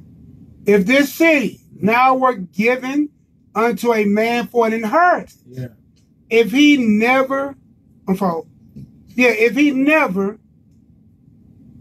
shall pass the danger set before it, how shall he receive the inheritance? How shall they receive the inheritance if he never passed the danger? That's before. That's before it. How? So apply it to yourself. How will you ever receive the kingdom if you never endure tribulation? Same thing. You go buy a house, you got to go through credit reports, financial statements, tax statements. I mean, it ain't the same thing, but basically I'm saying in order to obtain the house, you got to go through something. You just can't walk in and say, I want that house. Here's the key. Have a good one. Next. You're going to have to go through something. Look, it's like that, period. That's what you're saying in life. No matter what you want, don't you got to go through something? All right, come on, Hop. Verse 11. Because for their sakes I made the world. And when Adam transgressed... Hold on. He said something about Israel's portion. Go back up to 10. I don't think you finished that. For so is Israel's portion. Oh, like yeah, we didn't finish. My bad, Israel. Verse 10 again. Only read half of it. And I said, it is the Lord. Then said unto me, even so also is Israel's portion. Even so is Israel's portion. So Israel's portion is the what? Past the danger that is set before them, so we can what? Inherit our kingdom. Even so is Israel's portion. And it was our inheritance. That's why Israel is in and out of slavery. That's why Israel is being gunned down in the streets and being defamed and slandered. That's why. That's why Israel's portion is what? To pass the dangers set before them so they can inherit the kingdom of Yahweh. That's powerful. Come on now. Verse 11. Because for their sakes I made the world. He made the world for the Israelites? See, now you see why everybody coming at the Israelites, even amongst our own. But for our sake, he made the world, man. And true about this, Israel's like the youngest nation that ever came forth. You understand? But for our sakes, he made the world, meaning what? The Most High had us in mind before he even created. You understand? Remember, he told Jeremiah, before I formed you in the belly, I knew thee. And before you came out your mother's womb, I sanctified you. You see? Come on, Hebrew. And when Adam transgressed my statutes, then was the decree that now is done. Then were the entrance of this world made narrow, full of sorrow and travail. They are but few and evil, full of pearls and very painful.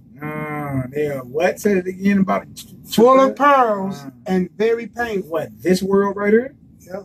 It's very painful. Once Adam did that, the world was made narrow, full of sorrows and travails.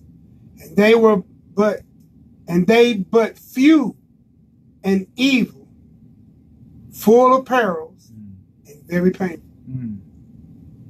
For the entrances of the elder world were wide and sure, and brought immortal fruit. You see, we fell from what? The place of immortal fruit, the Garden of Eden, paradise. You didn't. In other words, Adam and Eve didn't have to earn paradise; they were birthed into it. Elder world. The elder world. There's more than one world. All right, come on now. If then they that live labor not to enter these straight and vain things. If you don't labor, if you don't work to enter these narrow and vain things, come on. They can never receive those that are laid up for them. That's the condition of the battle. See, now you got to work for it. Yeah, it was given to you at first. Yeah. Now you got to work for it. You got to work for paradise now. If you don't labor to enter in, you can never receive the kingdom. You can never receive it. What verse was that? That was 14. All right, that's it for that. Let's get back into it. Let's give me Ezekiel, the 2nd chapter. That's a short chapter. Real short. A few verses. Ezekiel, the 2nd chapter is where we're going next. I pray everybody's getting understanding. If you're getting understanding, put a 9 up in the building. Put a 9 up in the building, up in the chat. If you're getting understanding. Hallelujah. Hey, y'all know how this is, man. YouTube be tripping. We got a strong internet connection and everything. I don't even understand what it is. So we even did what we had to do. We got our virus protections and got our computers wiped and did all type of stuff. You understand? So it's just part of what it is. We don't give up easy though. So all praise and glory. Now y'all getting a 9. Okay. So the seed in stony places, we are not to be fair weather Israelites. We are not to have fair weather faith, man. Be prepared to endure your dangers, your tumults, your persecutions, your imprisonments, your death. The elder world, it was wide open. But our forefathers, which now you can't even blame Adam. Well, you can, but Adam at this point, you still was given a choice. You know what I'm saying? The Most High played so far, you can't even get around. You can't point the finger back at God no more. Because he said, choose ye this day, life or death, blessings or curses. Yeah. So if you walking the way you walking and you at where you at, pretty much you got yourself up. Now, it's one thing to say, okay, well, as a child, I did this. Well, I had no choice. My mama told me, my daddy told me, my auntie told me. You know, we understand that. But I'm telling you, I personally believe that the Most High throw things at you at certain times to wake you up. Will you wake up? Before you got this truth, that wasn't the first time you heard that you weren't supposed to eat pork. Mm. The first time you got this truth, it wasn't the first time you heard the Sabbath day was Saturday. Mm.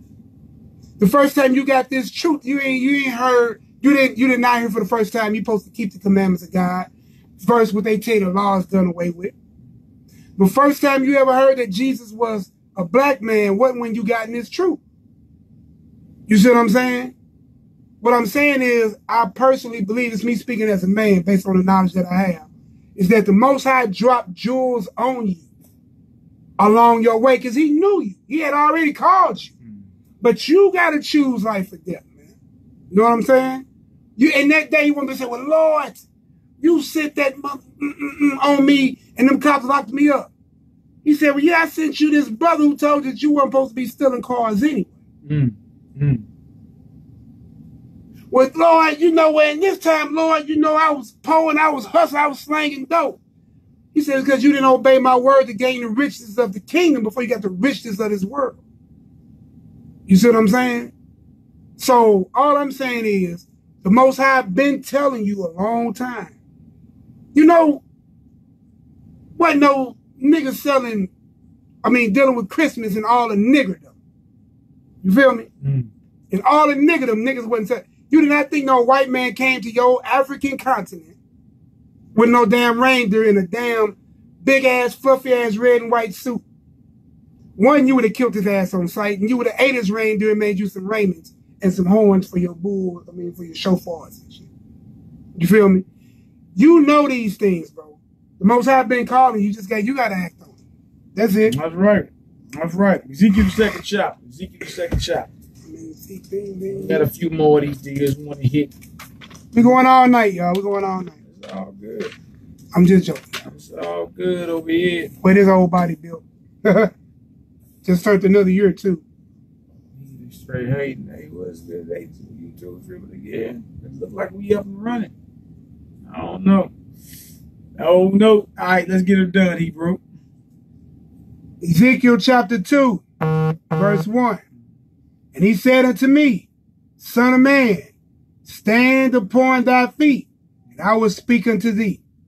And the Spirit entered into me when he spake unto me, and set me upon my feet, that I heard him that spake unto me. And he said unto me, Son of man, I send thee to the children of Israel, to a rebellious nation. What kind of nation? A rebellious nation. Wow. That has rebelled against me. They and their fathers have transgressed against me, even unto this very day. To this what? Very day. Our people are rebellious, man. Even to this very day. Yeah, our people are rebellious, believe it or not. You're not in this position of being second-class citizens, being under the boot heels of these heathens for being righteous. Straight up. You're not in this situation because you've been the most righteous in the situation. You understand? You've been the criminal. Yeah, God.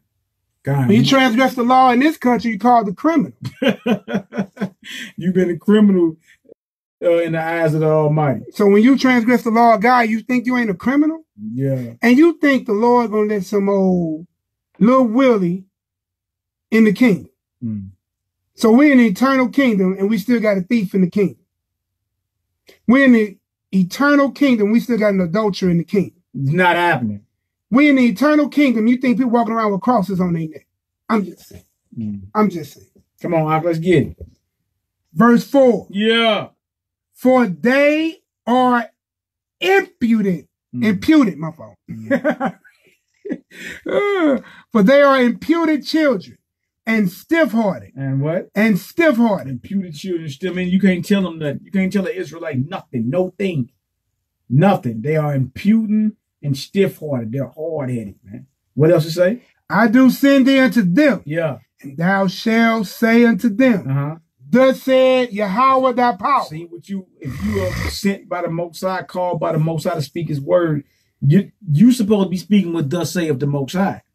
You feel me? Anybody got a problem with that, guess who they got a problem with? The Most High, not you. You understand? I'm not arguing about what the Most High clearly accepts and what he don't accept. There's nothing to argue about. So it ain't about who's right, it's about what's right. That's right. That's right. That's right. What else to say? And they whether they will hear or whether they will forbear, for they are a rebellious house. I yet shall know that there has been a prophet among them. See, again, it takes away the accountability of the Most High. Yeah. So I'm saying, because I sent him, hear him, might not hear him, but you can't never say, I didn't warn you. You never said You can never say, I didn't tell you don't eat pork. Yeah. I can see, y'all see that movie, The Matrix? The little white man sitting in the chair clicking the pen, all them TVs all around. Yeah. Yeah, they can take it each point of your life. Look. The architect. The architect. Hey, look. There I go. Look, watch that. Ain't that what I did to you? I did that for you. What did you tell that man? I believe he got my bacon. I gotta have my bacon. Yeah. You see what I'm saying? All right, come on, Hebrew, let's get it. And they, whether they will hear or whether they will forbear, for there are rebellious house, I yet shall know that there has been a prophet among them. There has been a prophet among you. Whether they hear or whether they forbear, you are called to speak the word, period, man. So ain't no excuse. See, you not called, you understand, to even trip off them or be cool with them, or you feel me, or to spare their feelings. That ain't what this is about.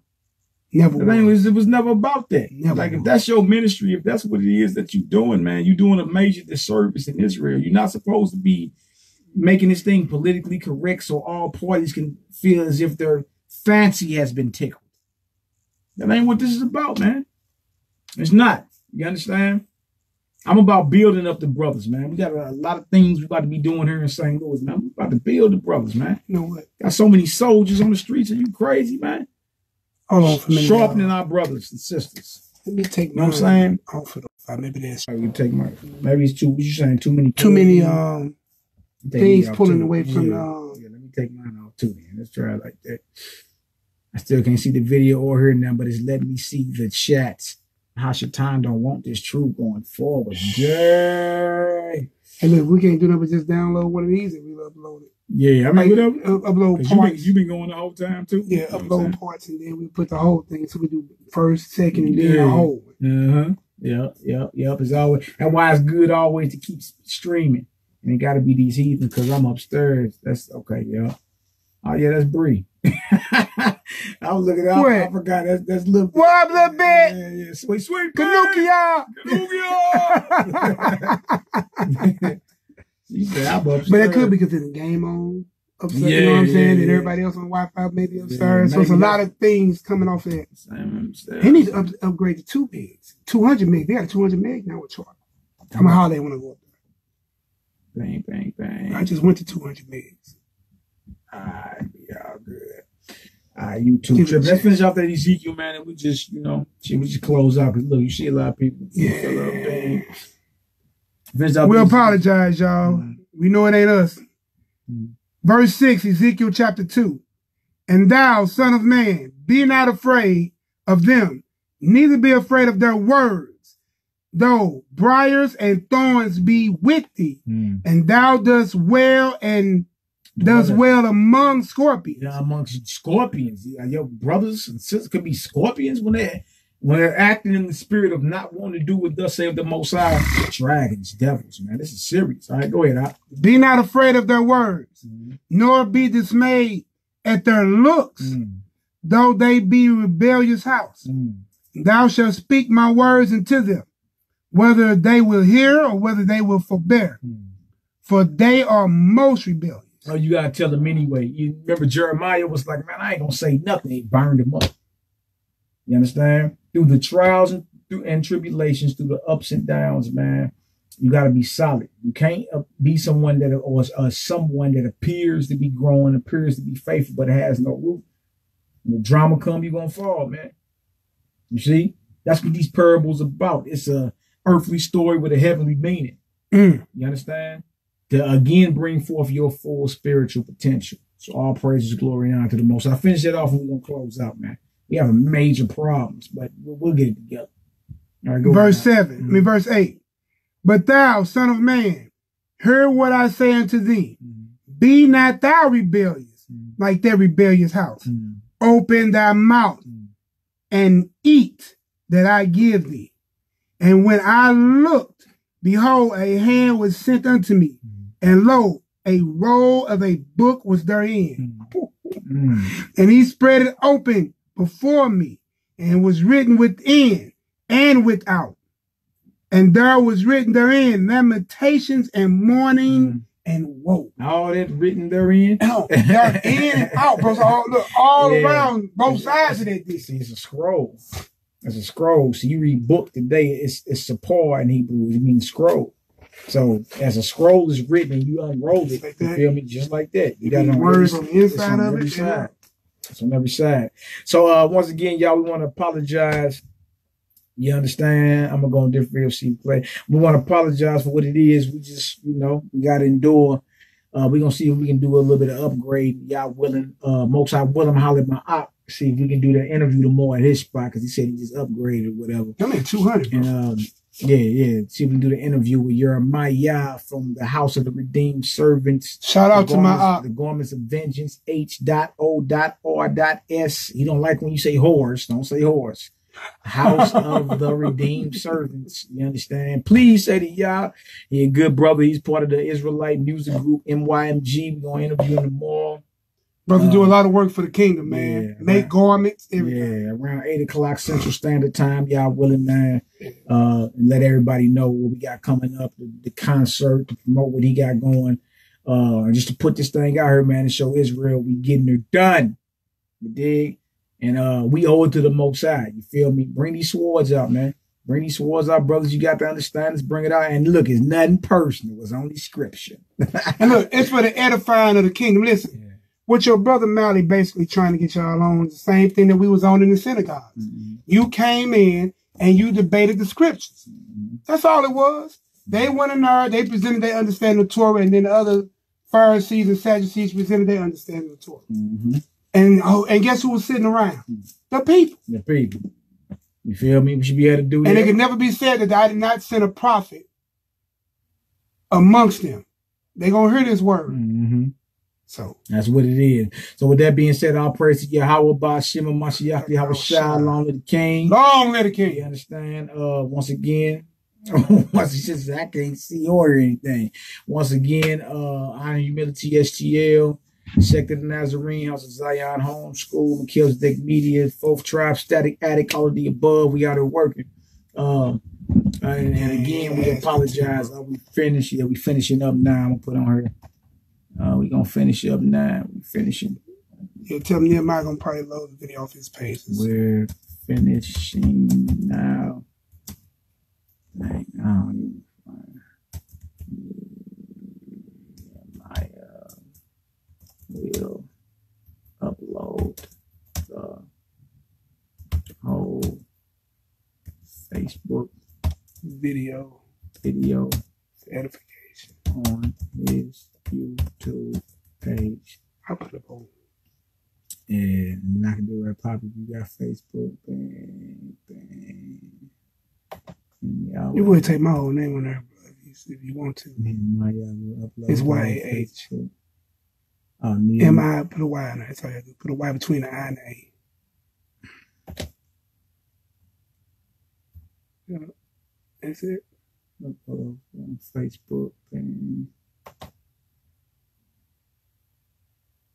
YouTube is right. It's just not like the way he spelled it. Okay.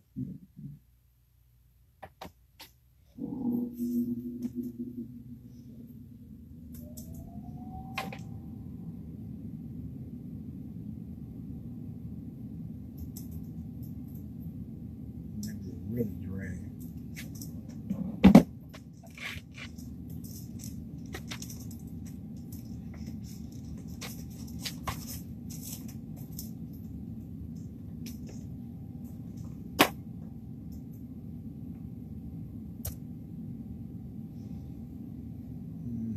All right, y'all. So we're gonna close on out.